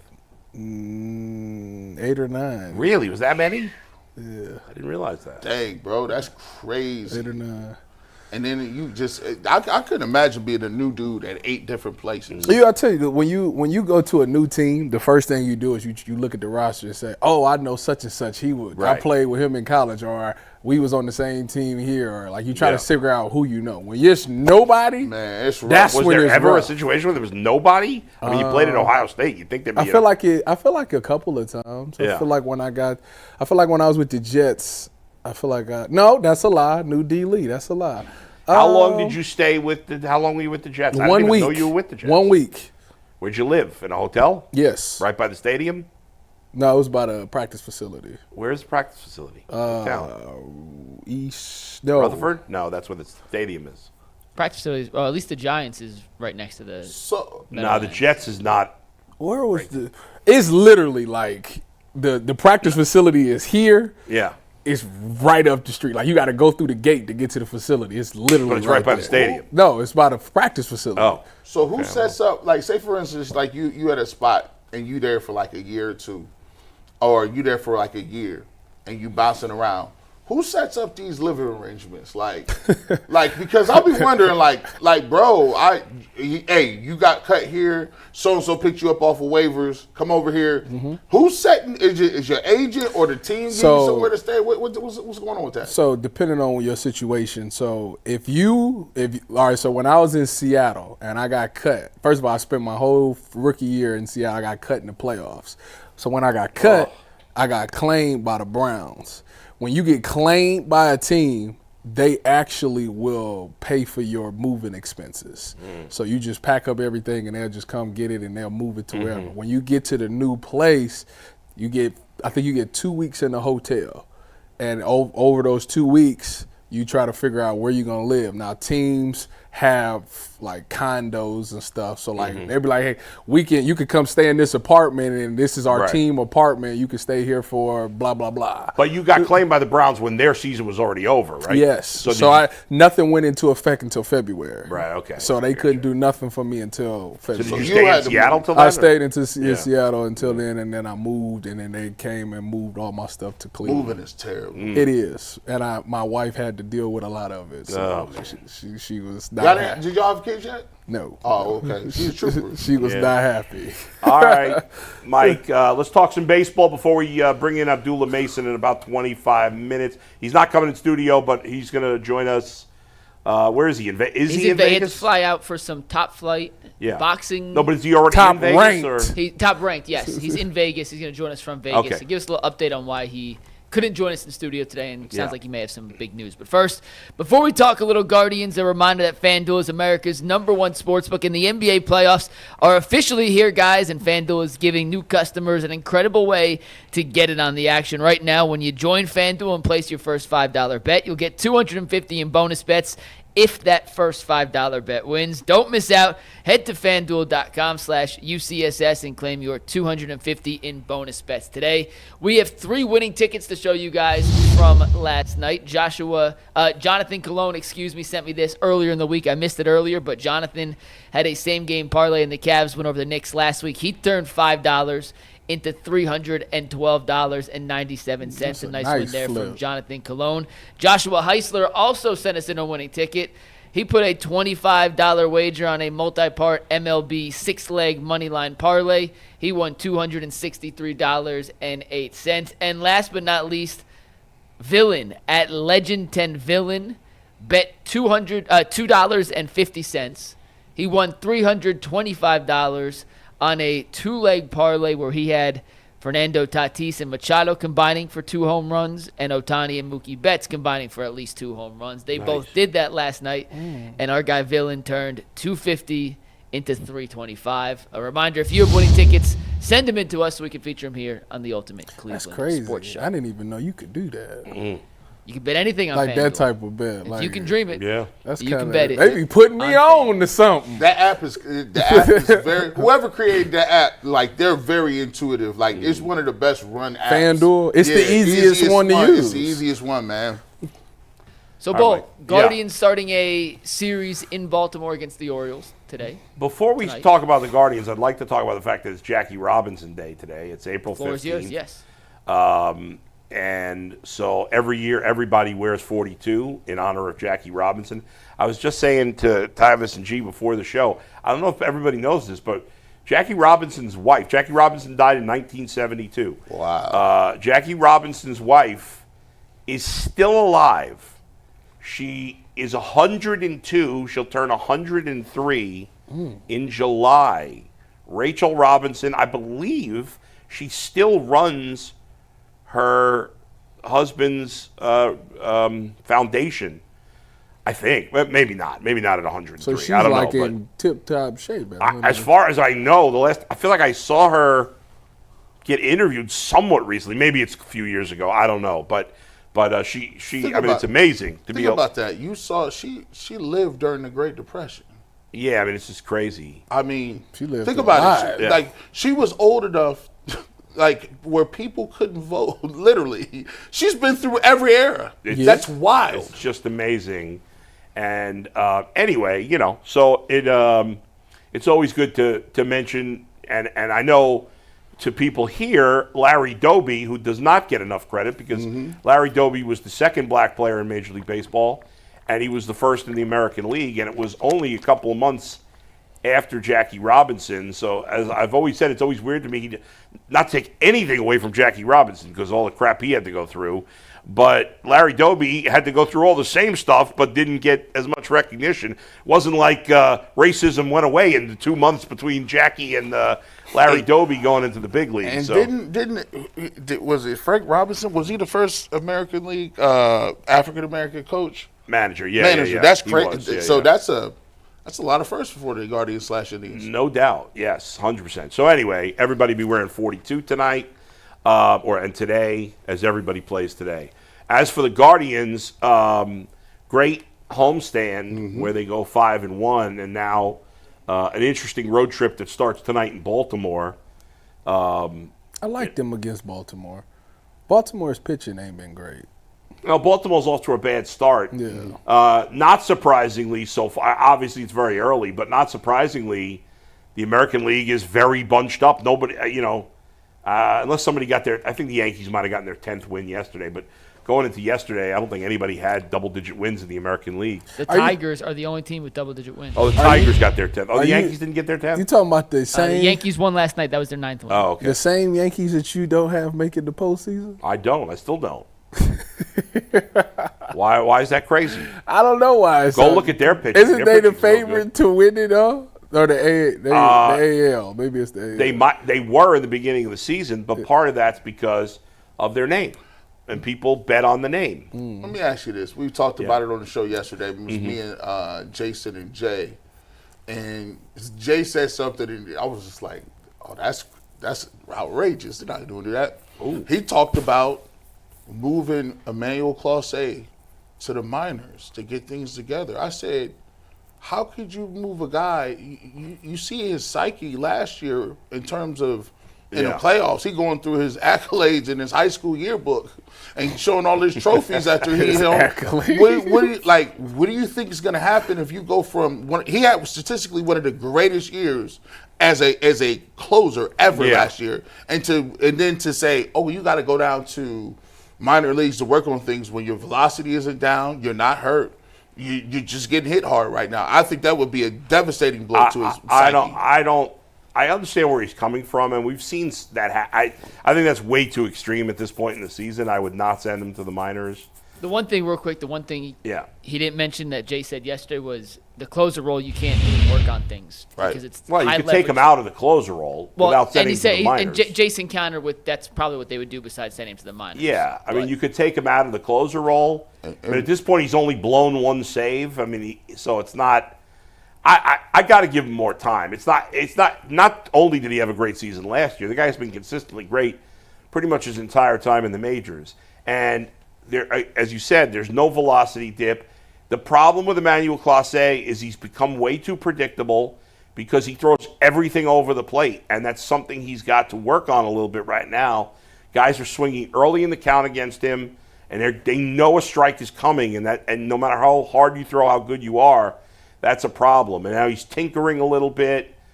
He's already given up more earned runs this year than he did all of last season. And the numbers since the start of the playoffs last year are bad. I can't – he's pitched badly. It's that simple. But it hasn't killed the team to this point. In fact, the only save he blew, they won the game. So it really hasn't hurt them that much at this point. I got to let him work it out. I mean, to me, send him to the minors – I'm not anywhere close to getting to that kind of move. Now, I could be getting close to taking him out of the closer role temporarily, but not to the minors. Well, if you put, I I said if you take him out of the closer role, you gonna put K. Smith in there? But if you do that, he might actually be good at it. Well, what I would do personally is put Paul Sewald in the closer role because he has the experience, and let Gaddis and Kate Smith stay in their current roles that they're used to. I just think he's got too much of a track record to make that decision just now. I would give him to the end of the month before I'd even take him out of the closer role, for me personally. Because he's built up so much goodwill, and it hasn't hurt them yet. He's going to have to play terrible for months. He might have to play 3 months if he was garbage. He is in the lineup. But the first step would be to take him out of the closer role. Yeah. I'm not just going to the minors. I don't need to send him to them. That's way too extreme. We spent 20 minutes discussing that yesterday, so I don't want to dive back too much into that. But for this particular series against Baltimore, I know the Orioles are only 6-10 this season, off to a 6-9, excuse me, off to a bit of a disappointing start to 3-7 in their last 10. But that lineup does feature a ton of guys who can put the bat on the ball and send it a long way. For this pitching staff for the Guardians, which pitched a lot better in this weekend series and against Chicago than they did to start the season, what do you want to see from that group, including Logan Allen tonight, to keep these Orioles bats at bay? Well, I mean, you look at the whole schedule you put up there. I mean, it's a good. Pittsburgh has got a terrible lineup, but the other 3 teams you're playing in the next 4 series, Baltimore, Boston, and the Yankees, they're all good offensive teams. None of those teams are pitching. Well, Boston's got some injuries, but and obviously you'll face Skeens in Pittsburgh, but these are gonna be some games here against Baltimore, the Yankees, and the Red Sox where you're gonna have to score because you're facing a lot of good hitters on these teams, so you're gonna have to keep up with them. But you can't expect. The pitching was really good, but you faced the White Sox team, which I keep telling you is one of the worst in the history of the game. And then after that, you face Kansas City. They did a nice job in 2 of the 3 games against Kansas City. But listen, the Guardians have question marks in their rotation. Bybee pitched poorly in one of his starts. But I'd really like to see just get some innings, get some length out of the starting rotation to kind of take some of the pressure off the bullpen. And obviously, I'd love to see Emmanuel Clase kind of right the ship. And I'm going to still throw him out there in closer situations for now until I feel like I can't do it anymore. But I don't, listen, even though they pitched well last week, I don't have a ton of faith I don't have a lot of faith in Logan Allen. I don't have a ton of faith in Ben Lively, even though he pitched well last year. I will say the one thing that stood out to me last week the most was Luis Ortiz. Obviously, he's the guy they got in the Jimenez trade. One of the guys, but the one veteran player, or he's not, maybe veteran's a little too strong. And obviously the numbers overall look terrible. But his last start against Kansas City, he was good. He was fantastic, and he struck out 10. There you go. He was tremendous. And that I saw a lot of stat lines like that from him at the second half of last year when he was pitching for Pittsburgh.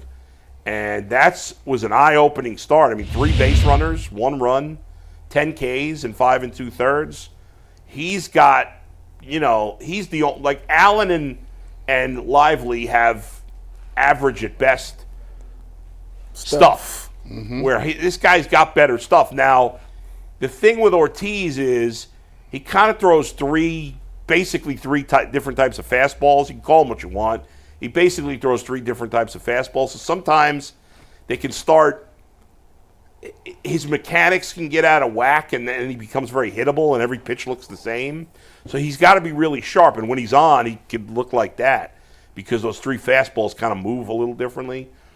Anyway, I liked him. I still don't like the Jimenez trade, but I liked him. I think he's their best hope to lengthen their rotation more. In a perfect world, you're going into the playoffs with Bieber, Bybee, Williams, and then Ortiz is your 4th starter. So I'm looking for length out of the rotation, Mike. That would be my answer to your question there, to see if we can get some length, because it's going to be tough because you're facing some, as you said, the Orioles have a good lineup. Now, they haven't been great to this point, but they still got it. And the Guardians need to be able to score. Charlie Morton's, he's like 40 years old. He's off to a terrible start. I mean, he might be shot. ERA so far. I've always been a big Charlie Morton fan. He's been a hell of a pitcher. He's a pitcher that, 10 years from now, most people will forget about because he was just a good pitcher for a long time. He's not going to the Hall of Fame. He's not getting Hall of Fame votes. But he's just been a good, solid pitcher for many years. But right now he looks like he might be shot, so hopefully the Guardians can take advantage of it. Obviously, they hit much better at home. We'll see how they can do on the road. Baltimore's a good hitter's park. Well, that's not quite as good as it used to be, but I like Camden Yards. I like it. Still a nice ballpark. It's still a nice park. I mean, there's a guy who does this thing on the internet about he ranks the ballparks from best to worst. Yeah.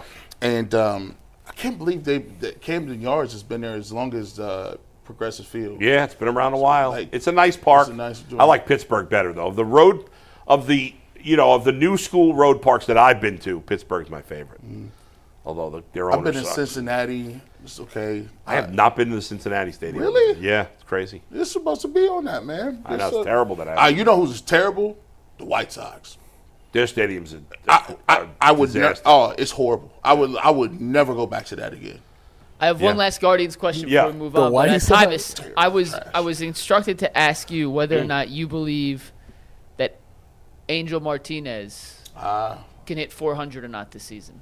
And hello. First of all, listen, Angel Martinez was special last year.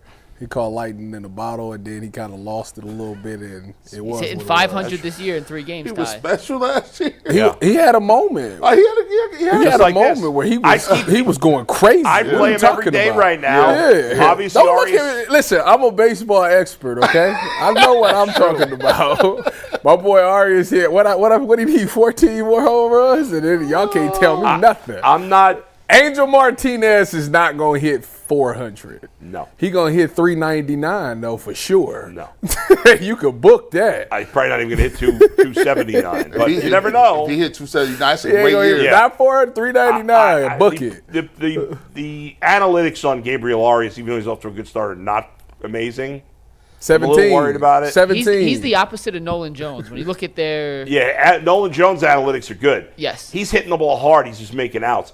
Arias, he still swings and misses too much. 17 He swings home at bad runs. pitches. I don't know, but he's playing well. And the Guardians don't have a good enough lineup that they can't, if a guy's playing well, you got to play him. Can we get He just need to play the Royals every day. He get my 17 for sure. Can we get a ticker, Mike? I need a Bazana ticker. Like Yeah. I need a Bazana update sponsored by somebody where you give me how he's doing because I need. They promised me. Travis Bazzana this year, has 32 at bats in the minors, Okay. 11 hits, he's batting 344. Tearing the cover off the ball. Yeah. He has an on-base percentage of .462, an OPS of 1.118. Yeah, that's He's got pretty 1 homer, ridiculous. 7 RBIs, and 2 stolen bases. He's off to a red-hot start. Come on now. Y'all promised me. You and the I baseball expect savants promised me that he was going to get a look. I want him. I want him up by May. I think if he play now, it's not enough at bats. He has barely played in the minors, and Arias is playing well right now.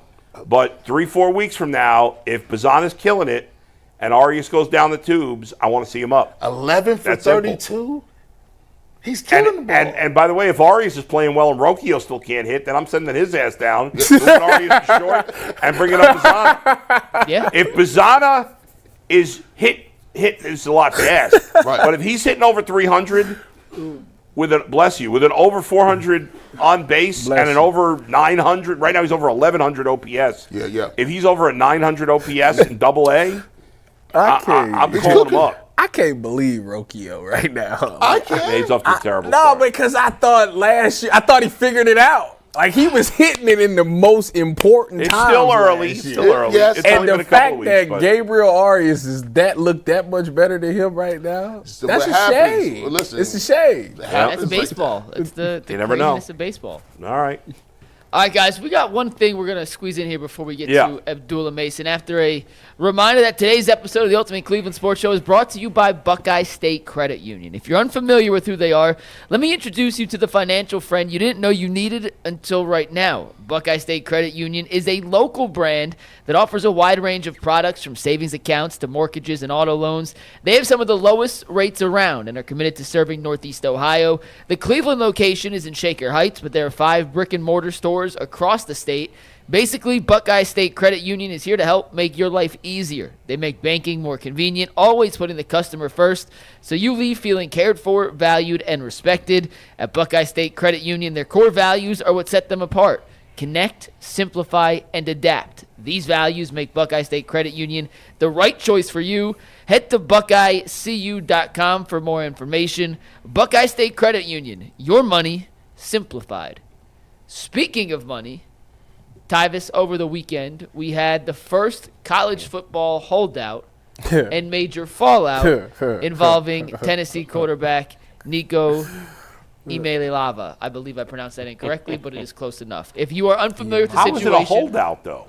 because he skipped spring practice, he skipped the spring game, and then Tennessee said, "Thank you for your 2 years here. We are not going to pay your NIL money, and we are going to move on." I'll fill you in on what happened, and then Tyvis, as someone who works in college football and with collectives like you do, I'm curious your perspective on this. Used to. But you have experience. I got in that fired. field.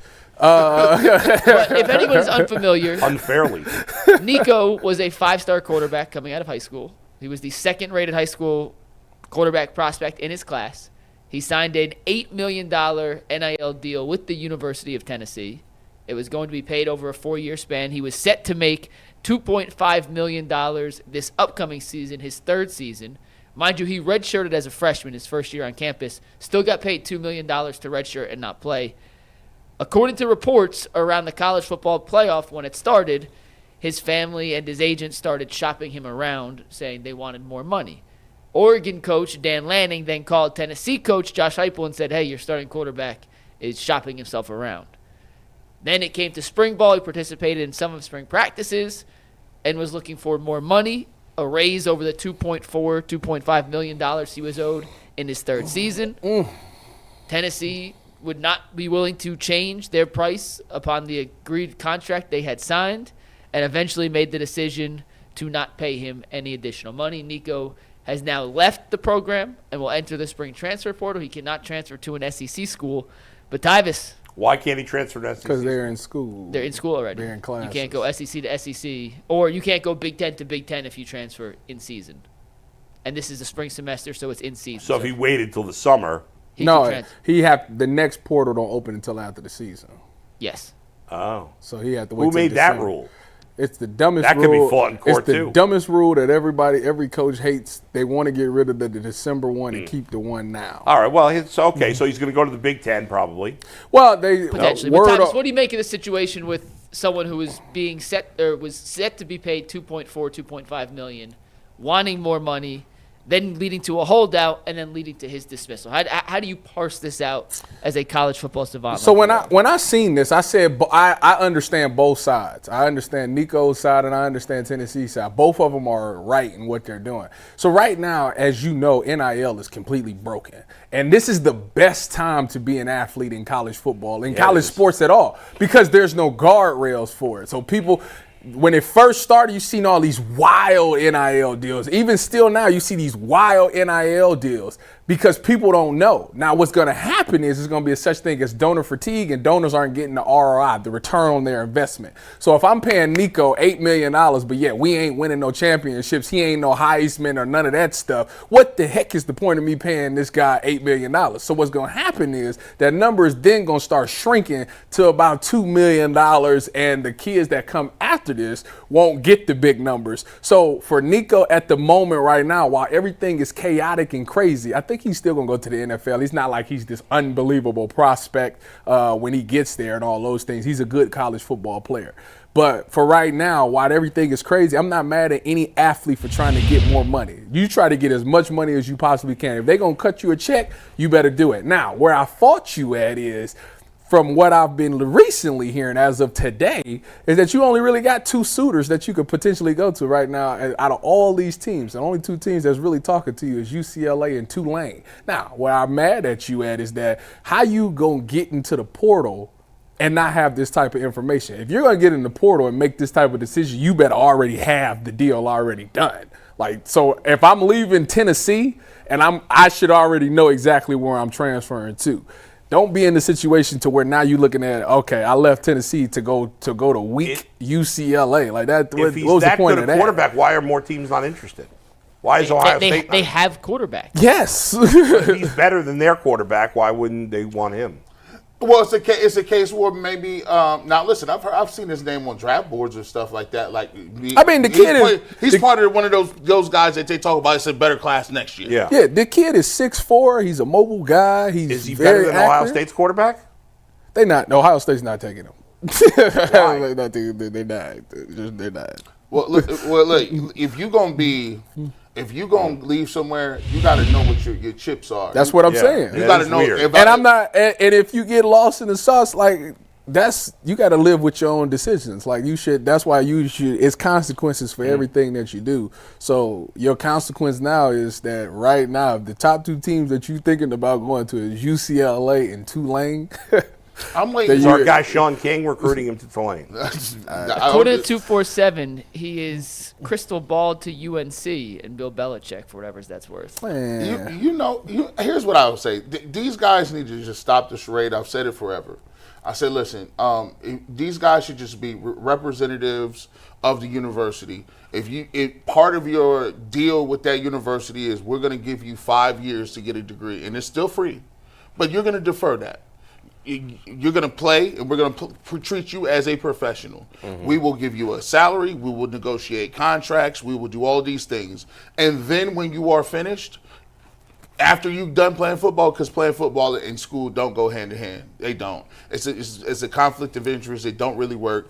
You talking about school? Period, yes. We ain't come here to play school? Yeah, you didn't come to play school. So give them their money. Treat them as athletes and professionals. Well, you see a lot. And to defer their scholarship to later. A lot of people, I'm not a huge fan of university sign a multi-year deal NIL. Like you should, like with Ohio State when I was doing it, it was a 1-year deal, right? And you will renew it and renegotiate after the year because it saves you from this. It saves both because parties. it's like, okay, if the kid gets here and he's better, all right, we don't mind paying him. Next year you can renegotiate. Right. The player will be happy. We can come to a number.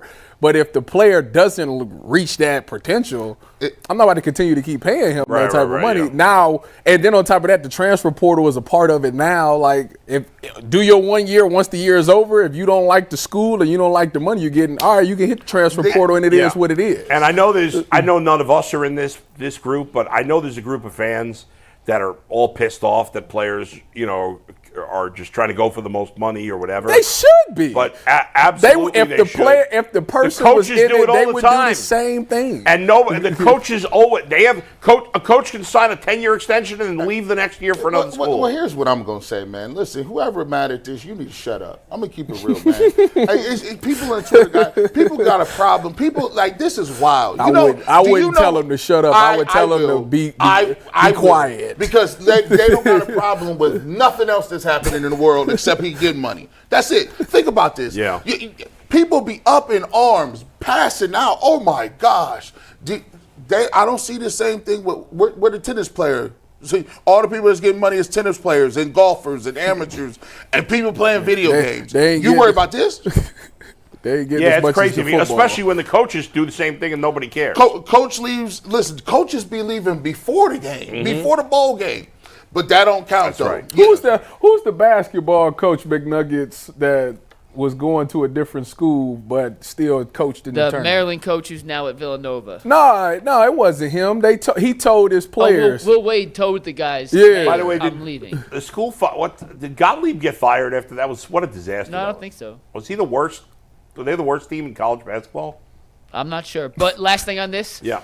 The class that Nico was in, of the top 10 quarterbacks in that class, 7 have since transferred. Arch Manning the only one that hasn't? We got to stop being Arch surprised. Manning This is just the way the game is now. But and the reason Lincoln Kleinholz. Keenholz. Stop that.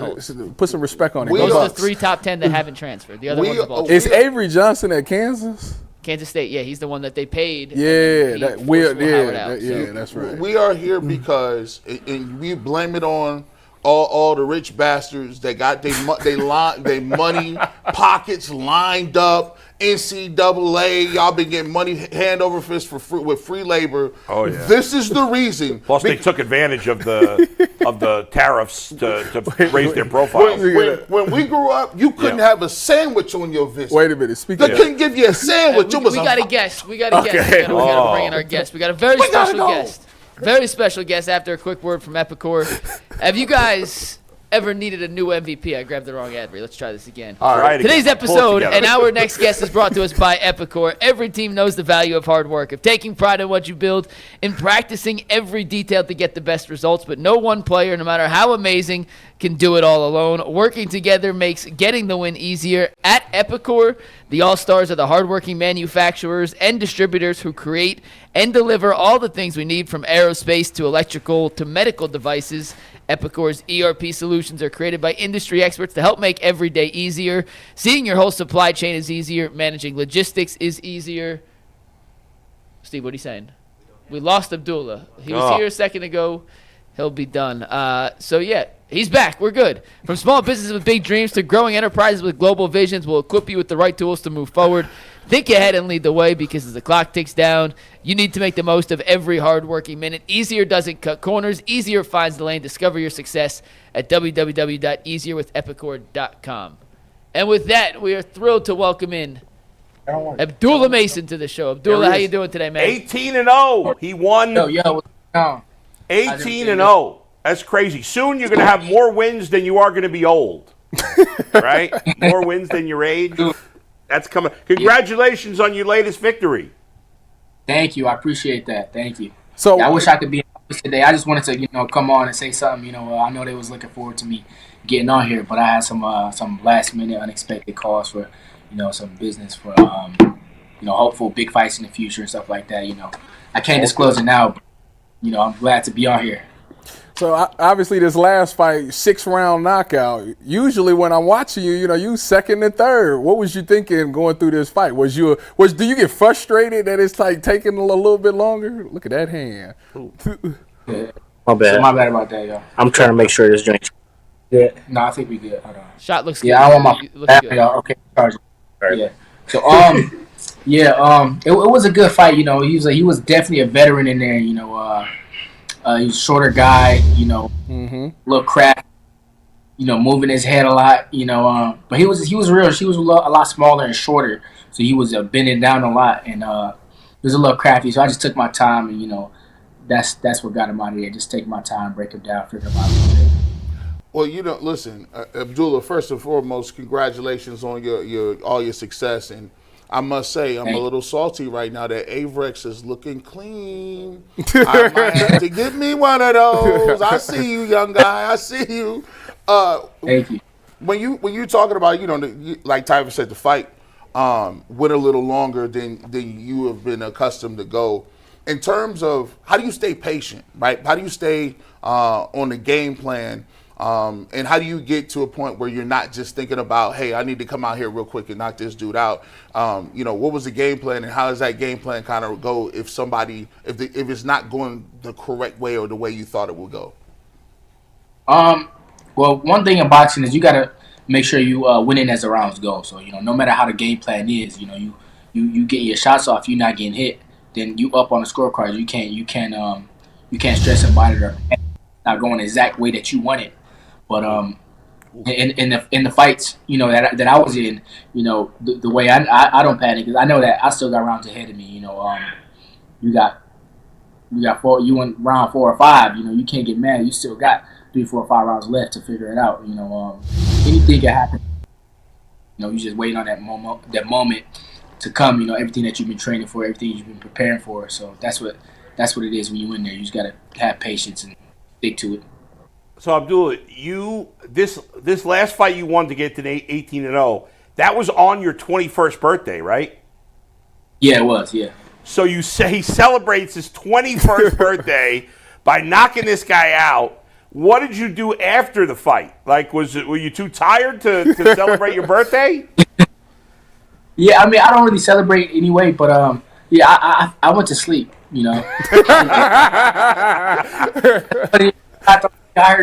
I I heard the crowd chanting like the 6th round. It was like happy birthday. I'm like, oh man, like I y'all know this. Yeah. Abdullah, a lot of the times you see some of these fighters start to switch weight classes. Obviously, some people want to, chase different titles. They want to go against different fighters. Is that something that we will see from you as you continue to progress in your career? Absolutely. It doesn't end with one weight class. That's 135 lightweight is where I'm at now, and I'm gonna do what I gotta do. For as long as I'm here. And once I accomplish that, I'm going to move up.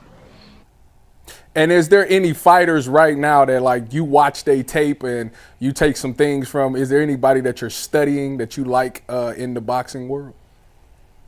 I wouldn't say there's anybody that I'm studying, at the moment. That's at the. But one fighter I do like is Ennis, Boots Ennis. Ooh. I like my boy. Yeah, I like the fight for sure. I was just sitting here, and me and Tyvis, we was talking about the last time that you actually came here and you left, and I didn't get a chance to ask you this question. In your mind, who in your weight class, not just right now, but in history, would you say is the best, or the person that you kind of say he's the GOAT of that weight class? Right now, I couldn't really say. It's a lot of great fighters that's fought at 135 in my weight class, and who's moved up from 35, and they became great at other divisions as well. So you got Floyd was in my weight class for a while. I think he started at 130. He moved all the way up. He retired at welterweight 147. And it's a lot of fighters. And I plan on being one of those fighters. So I'm just focusing, making my way. Abdul, last thing. Do you know your next fight yet, or not yet? Not set yet. My next fight will be in June. Okay. Nothing finalized as far as the date or anything I could put out there. But next fight should be in June. Is it ever going to be an event where, because all your brothers fight as well, is y'all ever going to have something in Cleveland where all y'all fight together? Oh, that's the plan. That's one of the big plans, and we definitely appreciate all the support Cleveland been bringing, and we want them to. That's the one we want them to tune into. When I have a main event or the one with my brothers on there, we'd be real grateful to have them come out, to show our.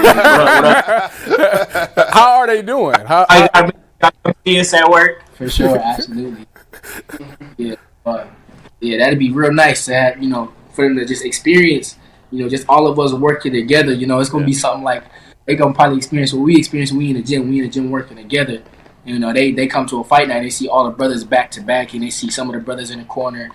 Some of the brothers, just cheering the other brothers on. So it's gonna be a great, great turnout, inshallah, for sure.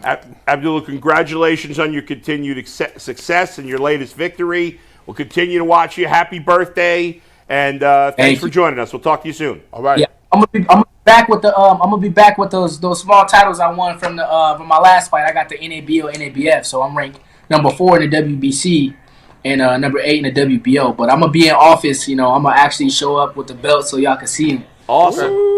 Thanks, man. I can't wait. Talk to you soon. Yeah, man. Hey, man, that's what's up, man. I'm going to bring my belt back, too. Kid's impressive. I forgot about it. He's not a kid anymore. Now he's officially 21. 21. Does that make you a man officially? I think he's been a man for a while. The way he you fights. step in a boxing ring, you're a man. I don't care. Yeah, right. I don't care how old. At 20, for your 21st birthday, did you buy a drink? I did. I actually lost my virginity on my 21st birthday. No, I'm sorry. It was my 18th birthday, not my 21st. I'm sure changing myself. Go ahead, Mike. Save we got me here. super chats to end the show here. 3 of them. First one comes from DB Dog 21, who says, "You'd be surprised with knowing." Let me start over. DB Dog 21 says, "You'd be surprised with knowing." So it'd be nice to at least enjoy the people that you're playing with. Make Sunday fun again, bro. Yeah, that's all it is. God. I just want some touchdown passes. Go out there, see some new helmets. Yep. Last two super chats are both for Tyvis. First one from DB Dog 21, who says, "Ty, the Jets practice facility is in Florham Park. I worked right down the street from the facility. They probably put you at the Malin Resort or the Archer." I can't remember the name of it. It was a fancy. It was like a. It wasn't a hotel. Probably one of those two. It was kind of like pizza during those 10 days. No. All right, last one. This is important. I didn't know. I wish I would have known you. I would have asked you. This last one comes from Evan419, who says, "Shout out to media member Tyvis Powell for publicly posting his weight standing next to Jeremiah Smith. He weighs more than Trump, LOL." Yeah, like anybody believes Allegedly. I don't understand. Like, allegedly. This is not political at all, whether you like Trump or not. Like, why does he have to lie? What man lies about their weight? Nobody believes him. Even the most diehard MAGA sycophant doesn't believe. You can't possibly believe him when he says he weighs at least 270. Maybe 300. Nah, probably not 300. But he weighs 270. I'm mad at him because he didn't know how to pronounce Emeka and Travion Henderson's name correctly. Well, you surprised by this? Emeka Abuka. It was close. This surprises you. This surprises you? It did. Like, I would think they would prep him up on that. Like, hey, man, listen. Trayvon Henderson. Hey, listen. Hey, I'm gonna tell you what, bro. I actually like the fact that they went to the White House. Yeah, fine. I like that. You should go to the White House. You better go. Like, people be like, I'm not going. I'm like, bro, I'm going, and I'm about to ask ridiculous questions. Yeah. I'm not. Listen, I just want to get there and be like, listen, hey, listen. Yeah.